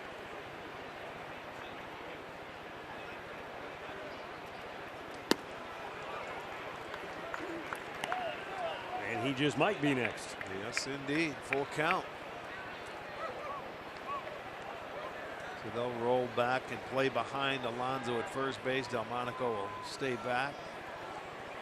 Try and knock anything down. He can.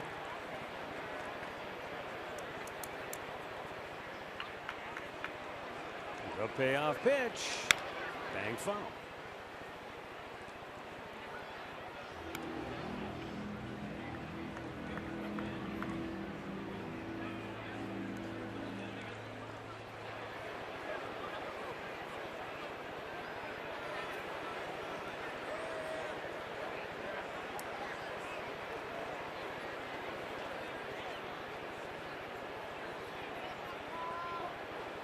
Dylan Covey. Close it in on that 100 pitch mark. I mean, for a scoreless game, the pace is really slowed down here. Yeah, they haven't been to the pen. Usually that's when the game really slows down. You have your starters in, and you're only at, there's 10 hits in the game. The Indians with 6, White Sox with 4. And this has been a 28 pitch inning for Covey. And Arch, as well as he's pitched, he's only had 1, 2, 3 inning today. Yeah, they've been able to, and that was the 3rd inning. Struck out 4 first time through the order, 2 second time through. Doesn't have a strikeout. Gomes the 6th man to bat 3rd time around. Well, he does now. And the inning is over. And we'll go to the bottom of the 6th. Still looking for a score.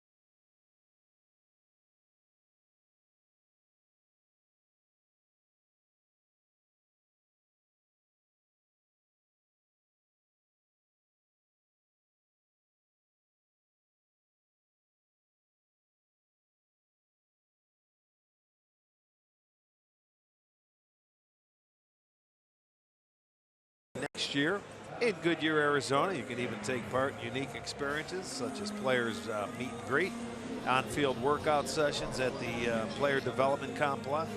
For more information, call 623-882-3130.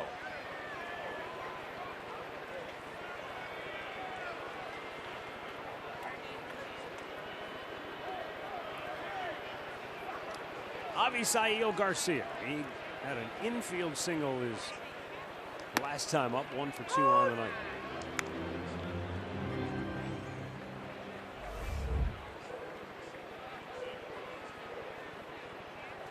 No score here in Chicago. And that's up high.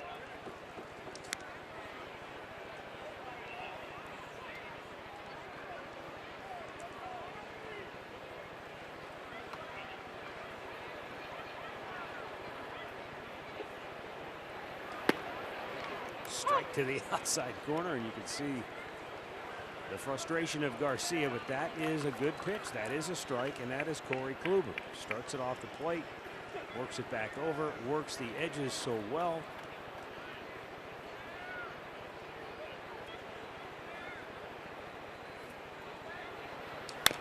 Tops one foul. And those are the kind of, I guess, antics. I mean, some people may look at that and say, what's the big deal? But you can see where those kind of antics, that got under Trevor Bauer's skin a year ago. You know, you start doing things like that, and it's like, don't forget the guy out there on the mound, he's trying to do his job, and he's really good at what he does. And you start kind of using those histrionics, and that can rub people the wrong way in a hurry. And you were around a long time on the field between the lines, and you know that sometimes it's those little things that get under people's skin. You just have to be professional, you know, and show respect to everybody, and you'll be fine. You start doing little things, you know, that go against the grain sometimes. They're looked upon, and word travels. The 1-2. Swung on and missed. Corey Kluber with strikeout number 11. Well, 46 times in his career he has struck out 10 or more batters. And he's just, you know, he's just on cruise control right now. That's his 46th time of 10 or more. And for the Indians, they have done it 30 times this year.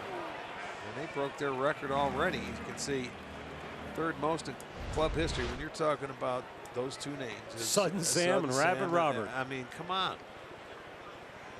That's the upper echelon, folks. That's the best.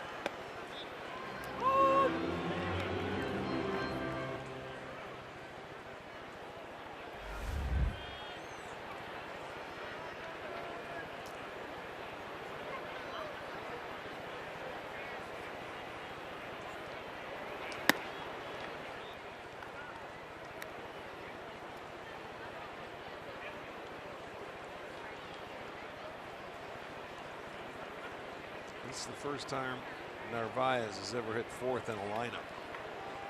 And you talk about him swinging good. That's how good he's swinging it. His manager put him in the number 4 hole. I know Abreu's not in there, and Abreu usually hits third, but first time he's in that number 4 hole. And his 6th time he's been a designated hitter. That's the man in that offense right there.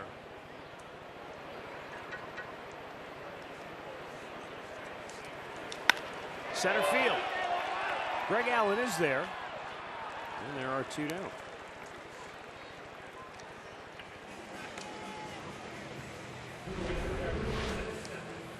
The Indians 30 times this year have had a 10 or more strikeout game.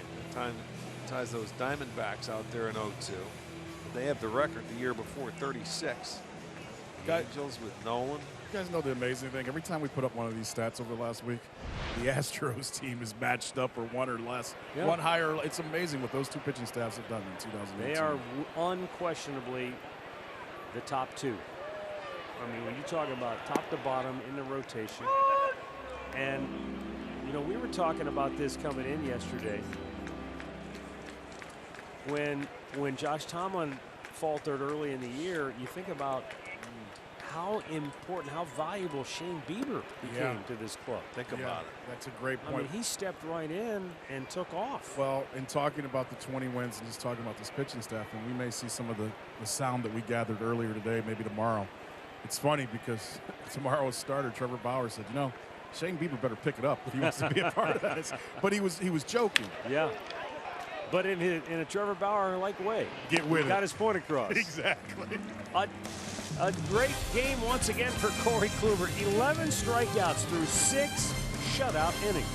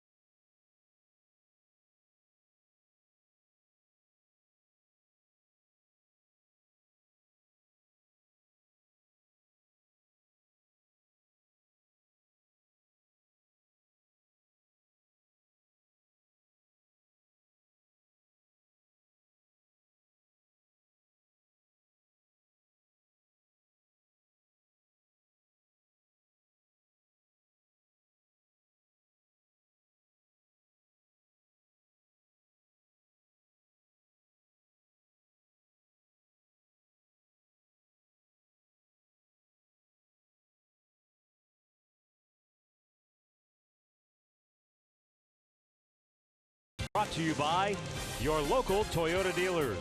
Visit buyatoyota.com. Toyota, let's go places. And by the injury lawyers at Elk & Elk.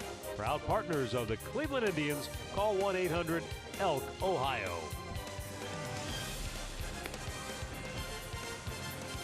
Oh, I can't believe this. We've reached the 7th inning, and we don't have a score tonight. Well, no, we do not, but this is the first relief pitcher we're going to see tonight. Yeah, the Cleveland Clinic call to the bullpen made for right-hander Ian Hamilton. And 5 days ago. Yeah, he was the 19th. Jason Kipnis ended the game with a grand slam off Mr. Hamilton. That was the Dylan Covey start in Cleveland. Oh, that's right. The 19th. He was leading 1-0. Remember, going into that 9th inning, that game. Again, Covey goes out, pitches 6 innings, and does not allow a run. So another good game for him. Held his team right in it. Brandon Guyer, a sac bunt in the 2nd, a double play ball he grounded into in the 4th. This is the guy that throws about 98 to 99, and he threw a 3-2 changeup to Kipnis that hit it out that day.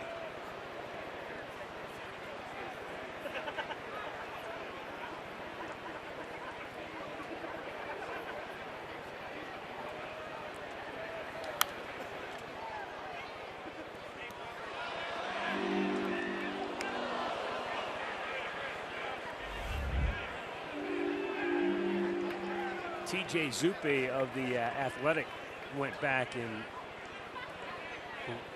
took a look back, talked to a lot of people that were around for the Jason Giambi home run against the White Sox. Against the White Sox in 2013, which really that was the signature moment of that season for that team as they came down the stretch having to win every game. Brandon Guyer unloads to deep left. Back is Palka. He's out of room. It's out of here. The Indians are on the board with the first score of the night. 7th home run of the season for Brandon Guyer.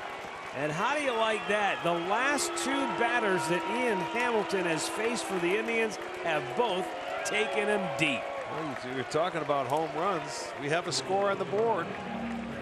And it comes in the 7th inning, and he jumped on a fastball and gave it a ride. Polka goes back to the fence, and you watch him. He jumps. It's out of his reach. It was a nice, quick swing. Geyer knew he had it. There goes Polka. And it's out of reach. So the Indians take a 1-0 lead. Now Eric Gonzalez. And he ropes one to left. That's deep. Polka back. He leaps and makes the catch. Oh, a terrific play by Polka in deep left field to rob Eric Gonzalez. I don't think it was going to be a home run, but it certainly could have been extra bases. Yeah, coming right back the very next pitch. Gonzalez drives it. I don't think it would have been out of here, but Polka gets back to the track. He jumps. It would have been close, but I don't think so. It looked like he had a few feet to go. He jumps up. He got it. Probably not. Tell you what, it was going to be real close. Yeah, it might have been on the top of that fence. It was still a very nice catch. So 1 down for Adam Rosales.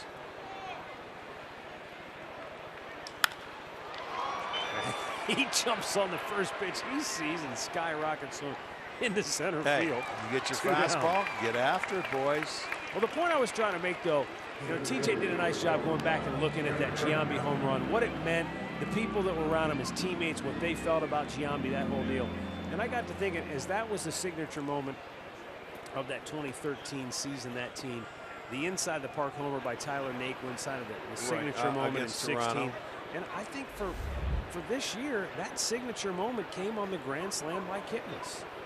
I mean, as weird as it is this late in the season, I think, and for a team that really has kind of coasted through much of the season because there just hasn't been anybody nipping at their heels. Yeah, I don't disagree with you there because you know what, Kip's been there, one of the longest tenured guys, and I mean, everybody was happy for him, and it got him going. It was good for him. It was good for the team, and I would agree with you. The way this year has gone for them, they've been in first place since April, and they have cruised. And that, you know, down 1-0, it was the right time and the right guy. Matt, how much, and Rick, how much does it play into it, just everything Kip has gone through this season? I think as that's well? part of it. Does that play into it as well? Sure it does. Yep. Sure it does. It's a full year. So it's a long year, and it's not how you start, it's how you finish. And he's finally realized that. You told us, you know, quit looking at the scoreboard and quit feeling sorry for yourself. And he had to, you know, thinking he was going to be a second baseman. He's having to play center field. There was a lot going on in that head, I'm sure. You'll understand this. We've given a lot of love to the magazine wrote up in Kansas City that I'm sure I'll try to grab in a couple days. But it was a conversation from his big brother that really kick-started him into figuring out.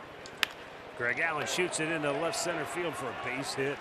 Last thing I would say, I wouldn't have agreed with you probably 2 weeks ago about the moment of the season, but when you said a key word, Matt, I thought when Lindor hit that home run in Puerto Rico, that'd be the moment, but they have coasted, and to see how this team jumped around when Kip hit that one last week, that is the moment. Yeah, just the reaction of the whole team is what did it for me.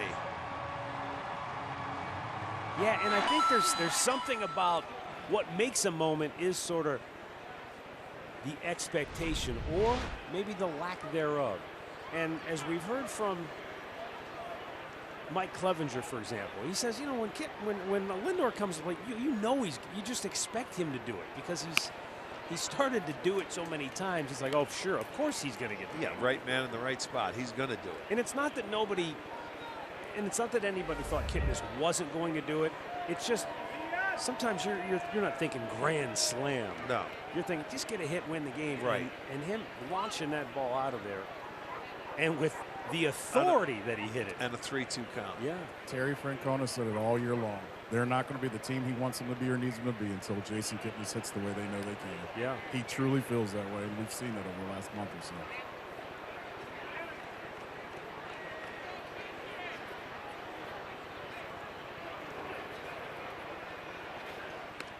And if this sounds overly dramatic, too bad. I think Indians fans, Clevelanders, they identify with Jason Kipnis because he does have that scrappy sort of overachiever that a lot of them can appreciate and understand. And even though it's been a down year for him statistically, I think a lot of those people still love him, and they probably leaped out of their couches when they saw that ball go. What happens in sports today is because of what you get paid, people hold a grudge against you. And because he makes, what, 13, 14, I don't even know what he makes. But, you know, they still love him, you're right. And you know what? Because he's having a down year, it's easy to give up on somebody. But if you're a true fan, you hang in there and you want him to be the best. And that's just the way sports works. Yeah.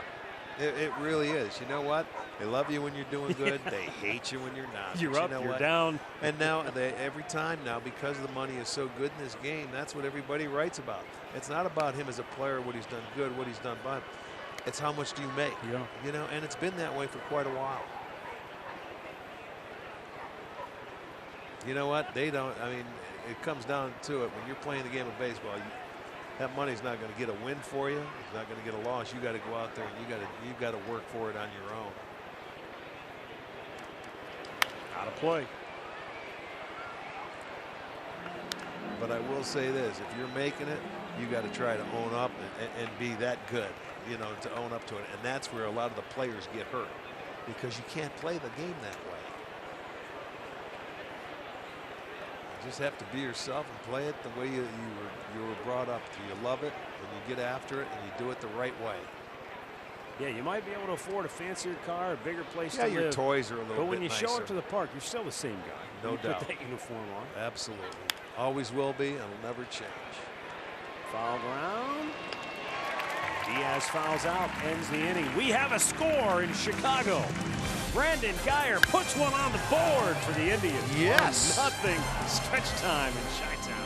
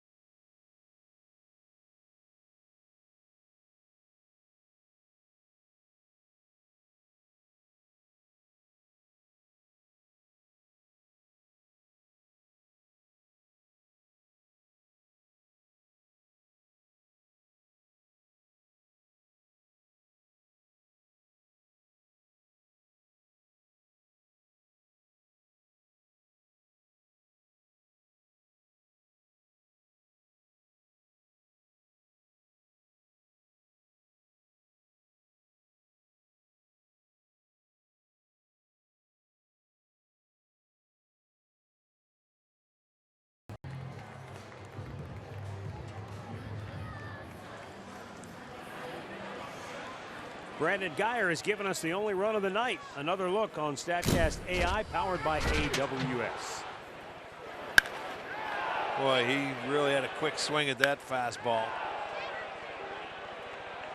And he's been out there playing left field. He knew just how far to hit it. Into their bullpen. The only run of the ball game. So Brandon, get after it.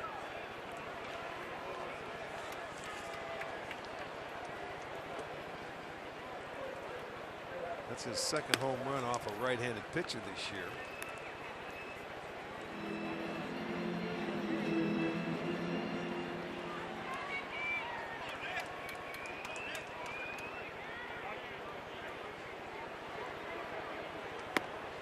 Pitch is in there for a strike. 1-1 to count.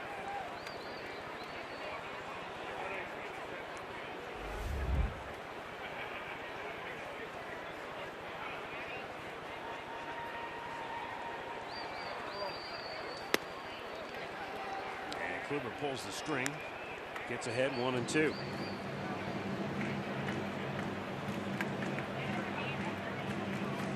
Andrew Miller up in the Cleveland bullpen.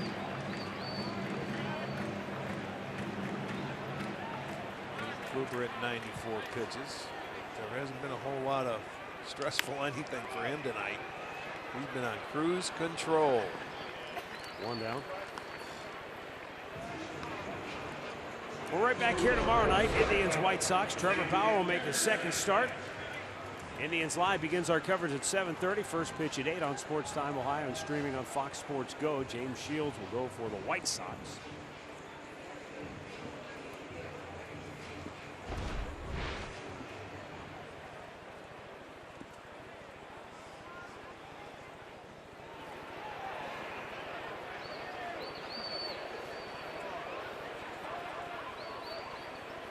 Tim Anderson has struck out twice tonight.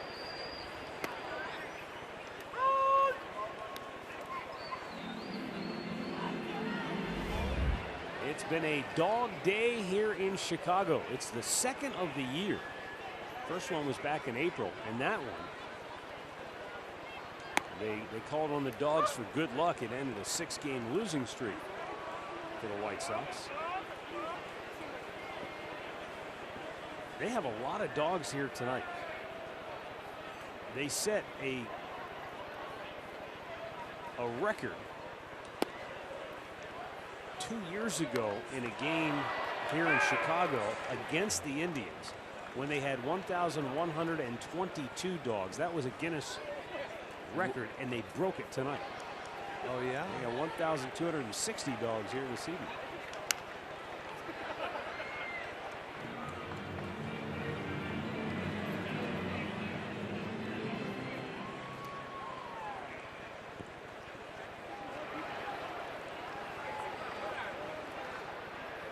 Dogs are big fans here on the south side. And actually, I read somewhere, let's see if I can find it. They started this trend, or at least Chicago did? According to one story I read, that they started this in 1996 in August with a team promotion called the Dog Days of Summer. Well, it shouldn't surprise you because they used to have, they started a lot of things here with Bill Veeck.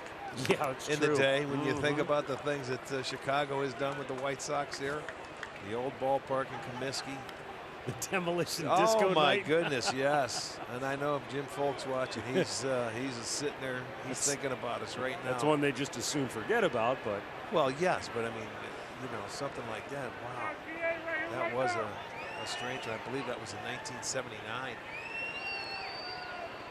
They had the shower out there in center field that they were just showing you. That originated in the old Comiskey Park, as did the scoreboard, exploding scoreboard. Yep. They were pioneers for a lot of things. 3-2 pitch, and he pops him up on the infield. Rosales, the second baseman. 2 down. Let's pause now for a word from Circle K. Polar Pop Cup, just 79 cents every day, only at Circle K.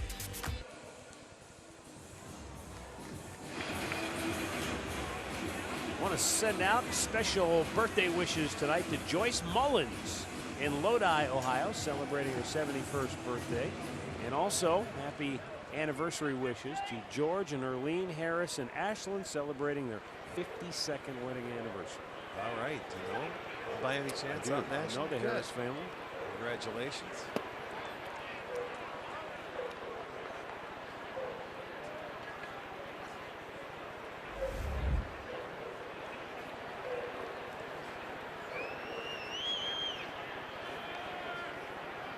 The 1-0 is a swing and a miss.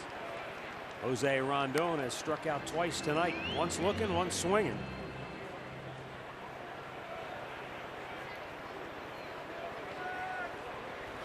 Corey Kluber given just 1 run tonight, trying to make that stand up through 7. And then possibly turn it over to the bullpen. I think likely we'll turn it over to the bullpen. He's at 106 pitches. Oh yeah, he'll turn it over there. Miller, and I think we're going to see Cody Allen tonight. Now the 2-1. That'll even the count.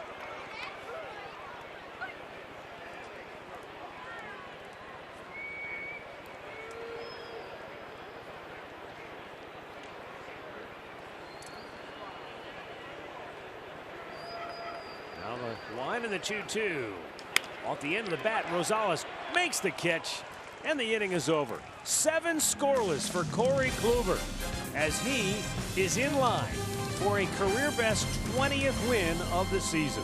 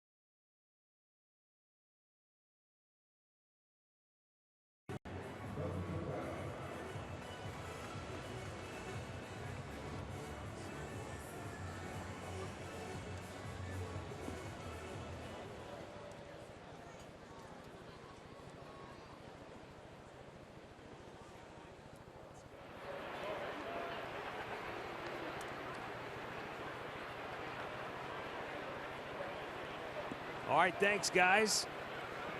We go now to the 8th inning, a 1-0 ball game. Jace Fry, left-hander, coming on for Chicago after Ian Hamilton gave up the only run of this game on a home run by Brandon Guyer in the 7th. Melky Cabrera shoots one in the air, right center field. Long run for Garcia, but he is there. 1 down.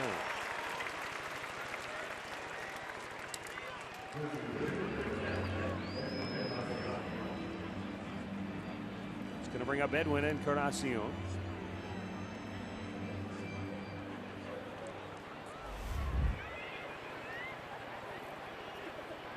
Edwin 1 for 3 with a single tonight.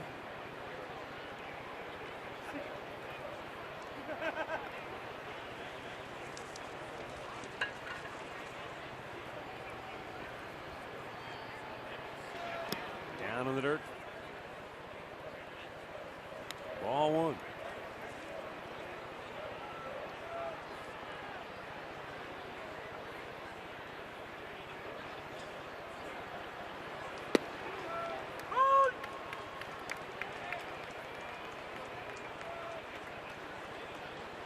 Corey Kluber watching from the dugout.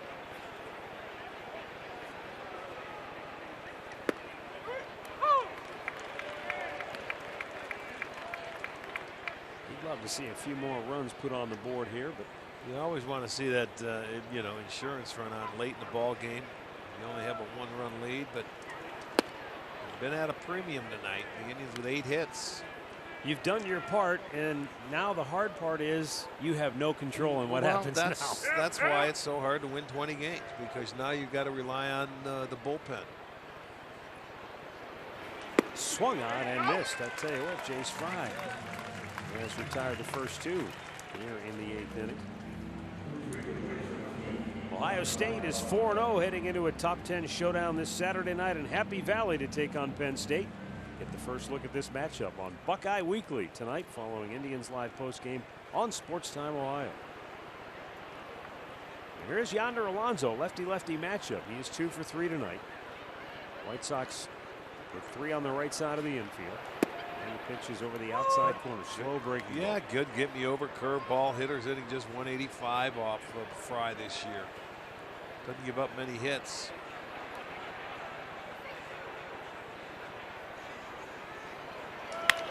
And how about Alonso? Goes the other way and punches it through the hole for a base hit. His 3rd hit of the night. He struck out in his first at bat, and then 3 straight singles for Yonder. So he has 3 of the 9 hits for the Indians tonight, and this one going the other way. That part of the field really opened up. The only man over there was third baseman.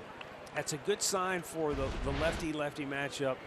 They start him off with a slow breaking ball away, takes it, and then he gets the fastball and stays right on it. Didn't try to roll over on it. Didn't try to pull it. Yan Gomes, a double in the second. Couple of strikeouts after that against Dylan Covey.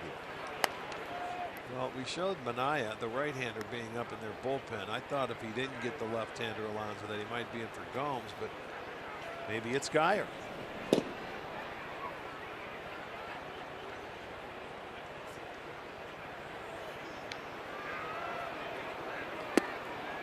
Perhaps Rick Renneria is thinking, I'd really like for Fry to get us through this inning and then save Manaya for the 9th. I think if there's a criticism you could levy at Rick Renneria, it's that at times, at least when we faced him, he's maybe overused the bullpen. In other words, it seems like at times he's been too quick to pull the trigger. Matching up in the 5th inning like he has done a number of times. And look, we don't know his club the way like he does. Absolutely obviously. Right. Just that you've seen from time to time where guy barely breaks a sweat and he's out of the game. Well, we're going to find out now. Yeah. Let's see how he feels about Jace Fry facing Brandon Geyer, who's provided the only run of this game so far. Well, here he comes. So that's why he had the right-hander up. It wasn't for Gomes, it was for Geyer. And he makes the move. 5 of the 7 home runs Geyer has hit this year, 5 of the 7 have come against lefties. Yeah. That makes a lot of sense. But I mean, Gomes swings the bat better against lefties than righties too, so that's what I was thinking. But Fry will go out after getting 2 men aboard. Manaya's on when we come back.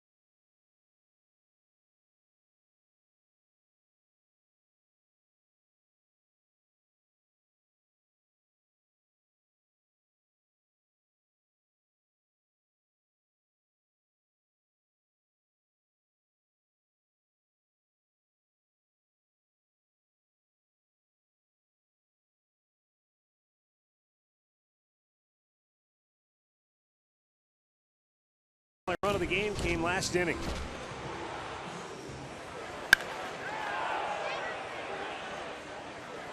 Turned on the fastball, flipped the bat away, and run the bases. And it just happens to be the only run of this ball game. You know, he knew it was gone, but it didn't get out as much as I thought it was going to. The wind's starting to blow a little bit now. I wasn't sure if maybe it's just because he hit it so high, but you're right. I didn't take the wind into consideration because it's usually tricky to figure out what the wind is doing in this ballpark. It is. I think it's picked up. At least it's changed directions. Let's put it that way, because it's blowing into our faces now. Probably has something to do with the fact that we've seen a few cloud bursts, some rain here tonight. Nothing that has caused the game to be halted, but some off and on rain. Juan Minaya.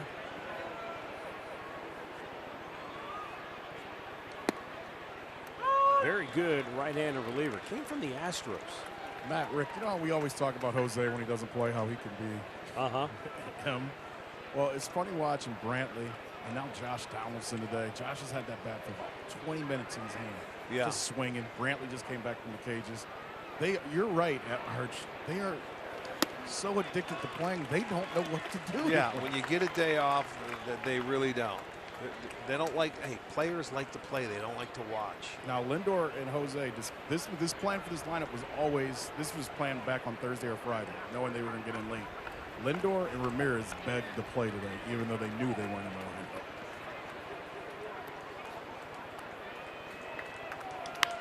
Popped him up. And it'll be Sanchez, the second baseman, to end the inning. Middle of the eighth. It's Miller time when we come back.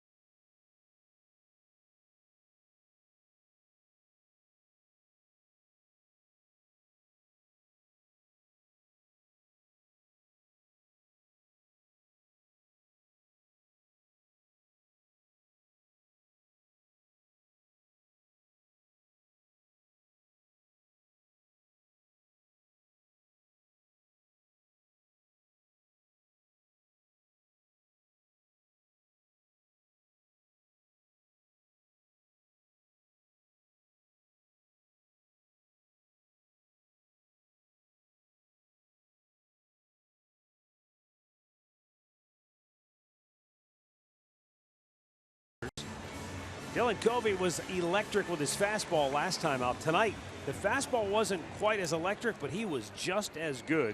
6 shutout innings of work. Melky Cabrera, meanwhile, tonight, 1 for 4. He has been swinging a really hot bat. He is now out of the game. Brandon Barnes takes over in right field as Andrew Miller comes on for the Indians to pitch here in the 8th inning.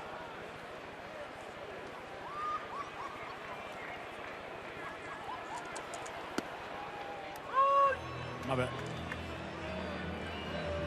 Corey Kluber, 7 strong shutout innings tonight. 11 Ks. And he retired the last 11 in a row. How dominating is that, huh? Yeah, he was excellent tonight. 46th time in his career he has struck out 10 or more. Swing and a miss. Well, that's that ball that just keeps bearing in on you. And the young hitters that really have never faced Andrew before, you get a feeling to know what it's like. There's Barnes out and right.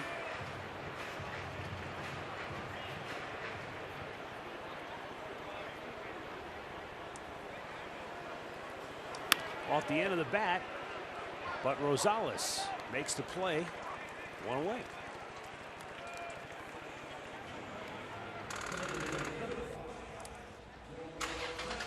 Start dead batteries with NOCO. Matt Underwood, Rick Manning, Andre Knott here at the corner of 35th and Shields on the south side of Chicago, where the Indians lead the White Sox 1-0. Bottom of the 8th inning, and Yolmer Sanchez, the leadoff man, 0 for 3 tonight, takes a strike.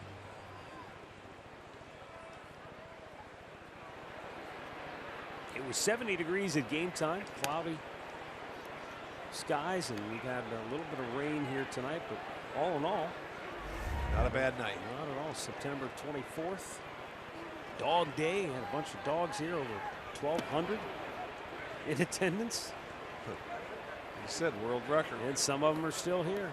The only thing I don't know about the world record, it was set in 16 when the Indians played here in a game. I don't know what they did earlier this year. I don't know if that record maybe has been eclipsed, but they had more tonight than they did when we set the record here a couple years ago. Put it that way. Well, I'm going with it. It's a record. And we witnessed it.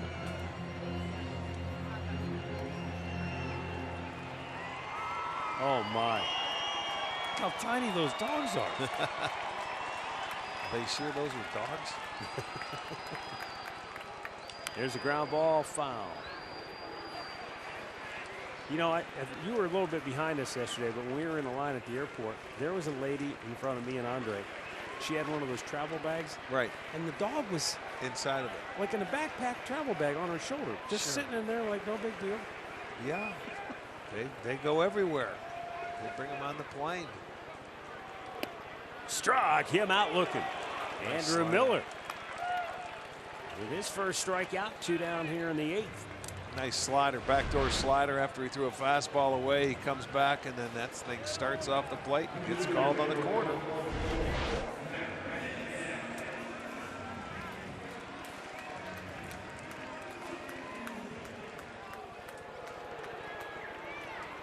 Going to get a pinch hitter for Daniel Palka instead of the lefty-lefty. They go to the right-handed bat of Matt Davidson. He has good power, too. 20 home runs.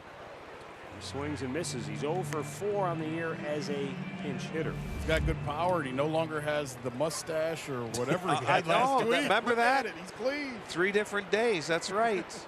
It was different every day, and it's now different. he looks like the picture on the scoreboard again. Hey, he looks 20 again. Oh, that's great. So that's 4 games, 4 different looks. Yeah. He's a chameleon. Yes, he is.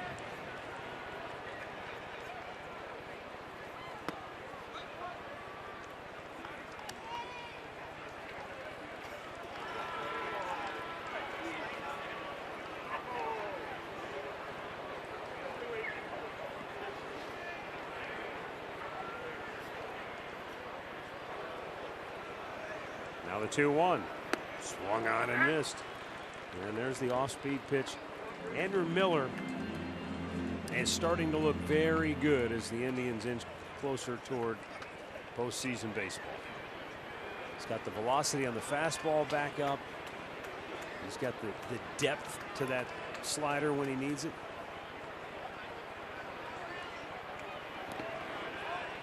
Really slowed that one down, trying to get Davidson to be aggressive, but he holds up, full count.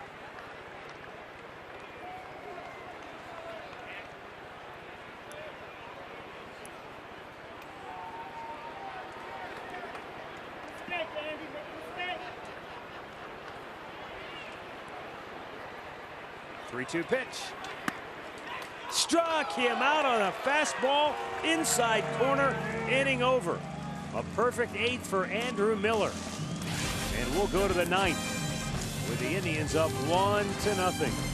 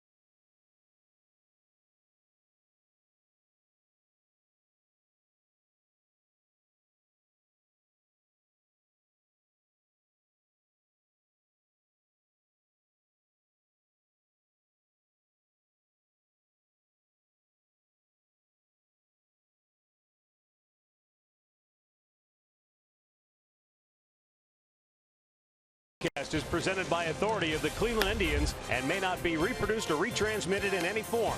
And the accounts and descriptions of this game may not be disseminated without the express written consent of the Cleveland Indians.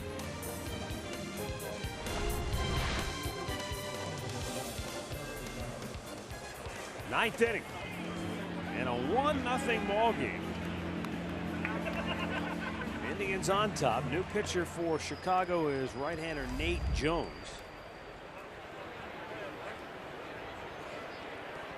Defensively, Matt Davidson is now in at first base.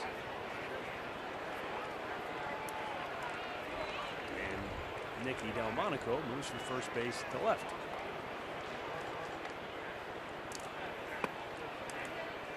Eric Gonzalez 0 for 3.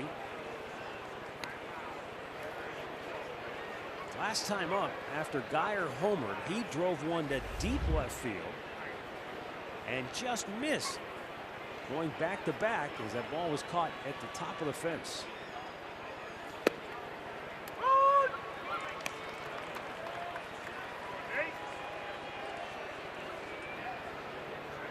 That would have been the 10th time the Indians had back-to-back homers in the game this year, but came up just about a foot or so shy.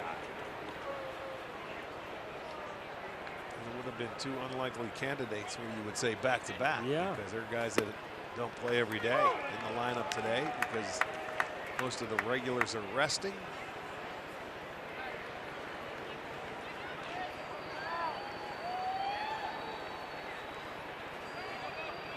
Boston set a new franchise record for wins. They beat the Orioles tonight. 106 wins for Boston this year.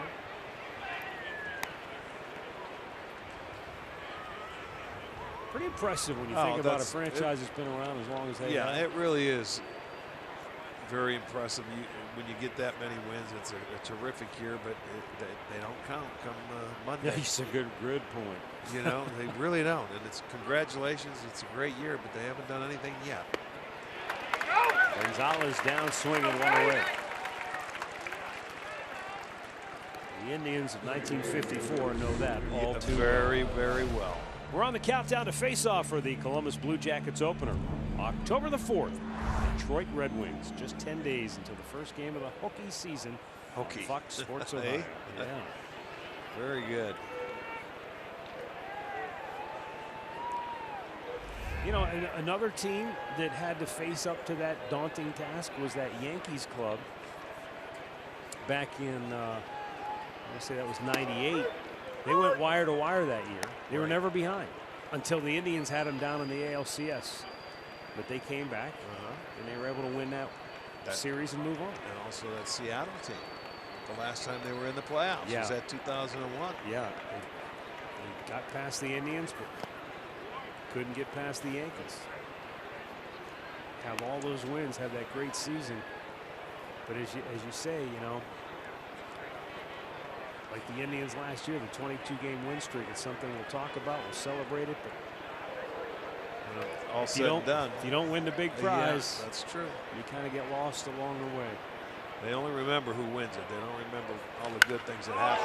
Adam Rosales deep and gone, a home run. Just inside the foul pole as he dashes around the bags. Look at the trot. Yes, sir. Oh, boy. There's your insurance run. Oh, he was rolling around those bases. Tell you what, this was smoke down that left field line. The White Sox are debating whether or not there's anything worth the challenge here. Well, I couldn't tell. I couldn't tell if it was fair or foul from where we were sitting. Oh, yeah, clearly. Yes, it's fair because we never saw the baseball for a split second. It disappears around the pole. Attaboy. Reason to smile right there.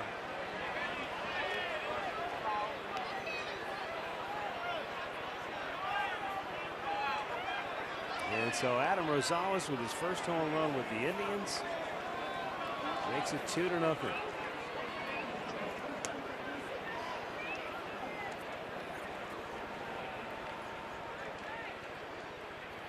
Greg Allen looks for the ball outside. Greg 1 for 3 tonight with a walk and a stolen base.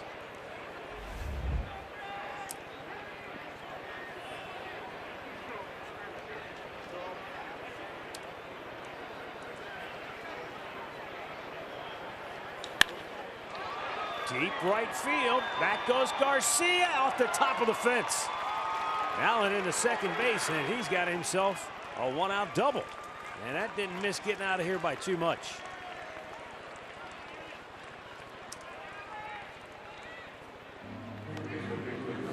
Let's go down to Andre. Great moment. Not only does Adam Rosales hit that home run to give the Indians a little bit of breathing room, but also as he made that quick trot around the bases. As you mentioned in the first inning, he is from Chicago, grew up 20 minutes away from here. He's got about 20 people here, his brother, uncles, all kinds of family. Mom and dad aren't here. Mom has a procedure she has to have tomorrow. So I know for Adam, he wanted to do something to let her know that he's thinking about her and wishes her the best tomorrow. Big moment, though, for Adam. No for doubt. many reasons. Good for him. I love it. I remember, playing from afar, we watched him. Anytime he would hit a home run, that's the way he runs the bases. He doesn't jog. He doesn't Cadillac. He just gets around them. Yeah, it's not fake hustle. That's just what he does. That's who he his is. style, man.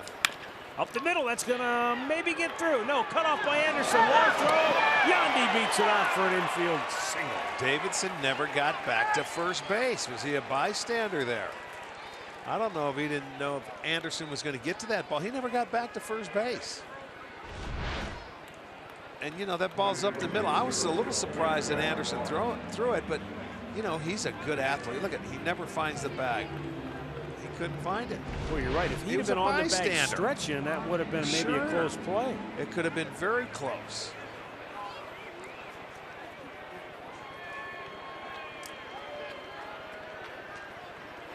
And now we're going to get Brandon Barnes, who came on for Melky Cabrera.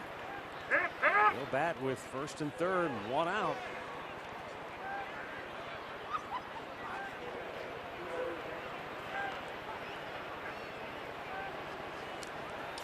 And a base hit into right field. Through the hole. That brings home Greg Allen. 3-0 Cleveland. Yandy stops at second. Brandon Barnes with an RBI single. And that's 4 straight hits in the inning. Well, that home run got him rolling. I mean, it gave him a little breathing room, and then to get the double off the wall, then a single, and then another single first pitch. There they go.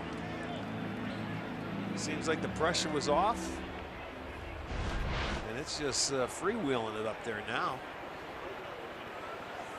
Hector Santiago getting up in the Chicago bullpen, but the horses have left the barn. Edwin can maybe remove all doubt right here.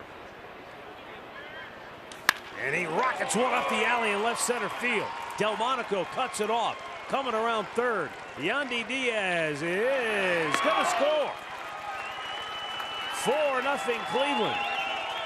5 straight hits in the ninth. And I think the last 3 guys, it's been first pitch. They haven't even hesitated, and out comes Rick Renteria. He wants Santiago. This one, there's a fastball right there. Straight man. fastball. Yes, indeed. He smoked it. So 4 straight knocks. No 8-5 now. Yep. That ends tonight for Nate Jones. We got a timeout in Chicago. It's now 4-0 Cleveland.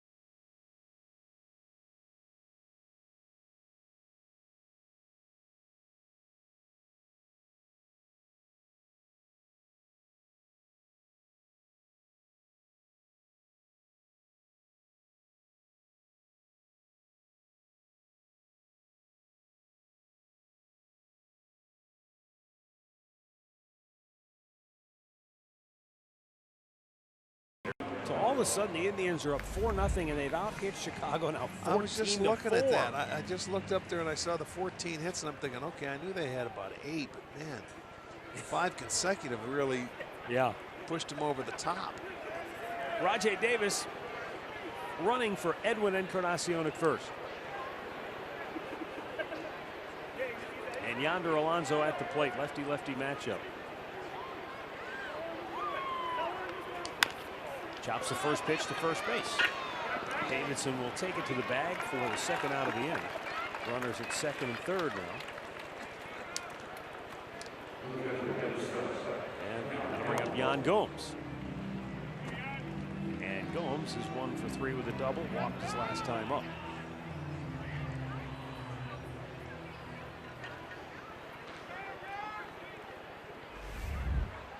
Cardinals Brewers tied 4-4 in the bottom of the 7th. Cubs have already lost.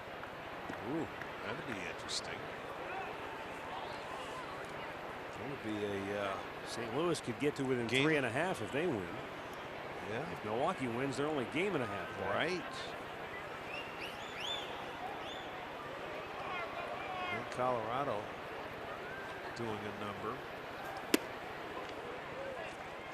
And the Dodgers are getting beat by Arizona 2-1, so they can close it up by a game as well. They'd be just a half game back, which is interesting because they were a half game up when the Dodgers swept them just, I think, last weekend, Yes, right? Or was it a week ago? No, but yeah, last week. That was correct. They took over the place, and that you're going to have to win that division because you're not guaranteed to win the wild card coming out of the West. It's all Central now.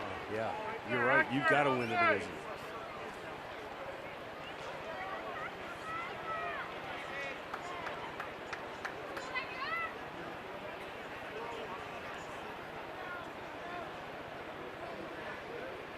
Second and third, 2 down, 0-2 pitch.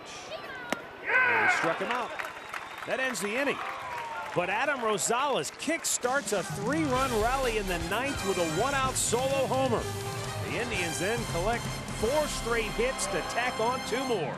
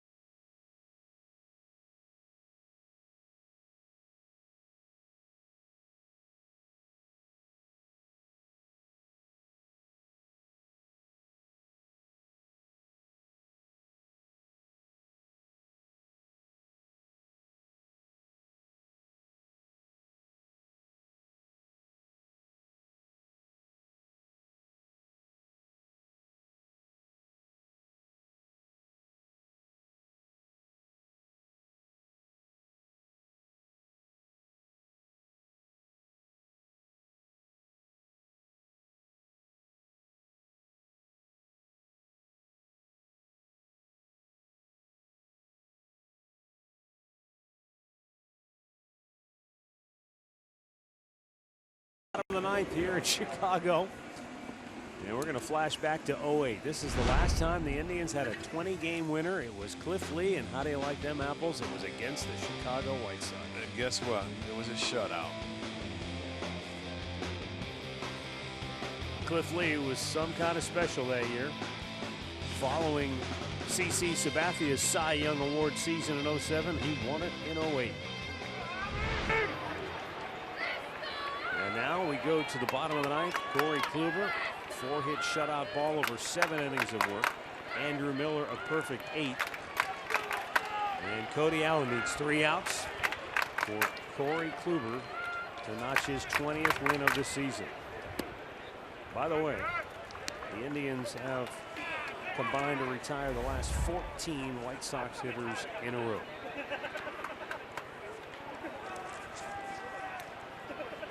For Cody, 67th appearance.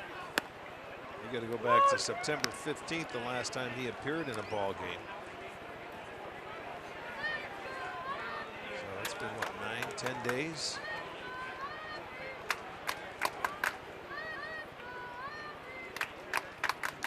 Out of play. 18,217 non-dogs in attendance. Two-legged people.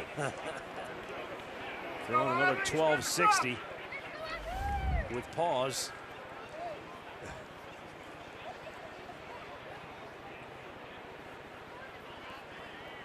Swing and a miss. Cody Allen strikes out Garcia. One down in the ninth. That makes 15 in a row retired by Cleveland. 14 strikeouts by Indians pitching tonight. Hoover's 11. Miller had 2. Cody gets his first one.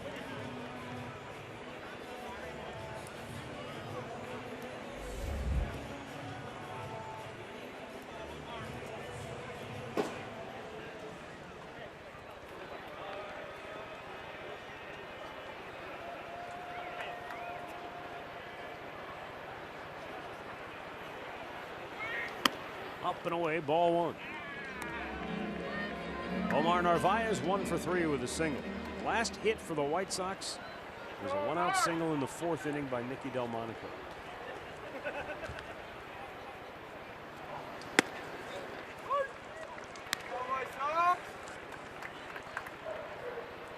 One and 1 to count.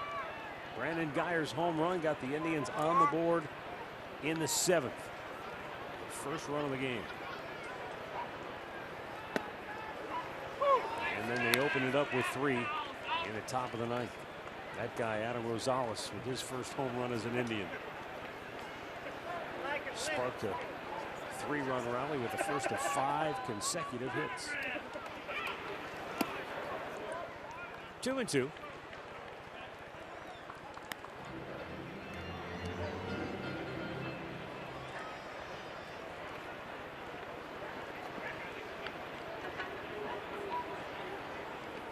Oh, I just looked up, Arch. Now they're in a delay.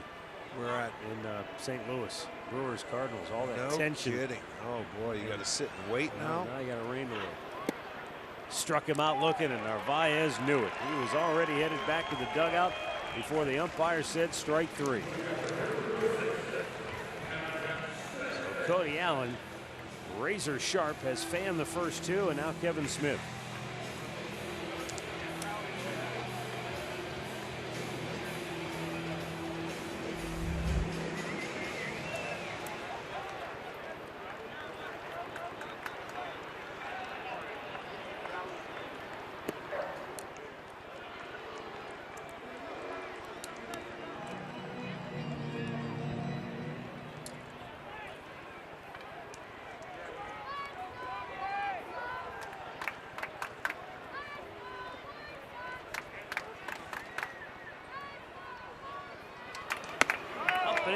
Spun him out of there.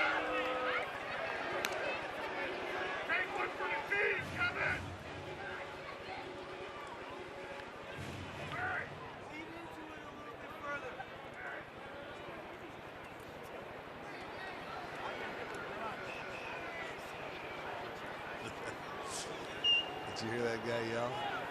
That ball up and in. Take one for the team, Kevin. Are you crazy? You come take it for the team. I'll run for you.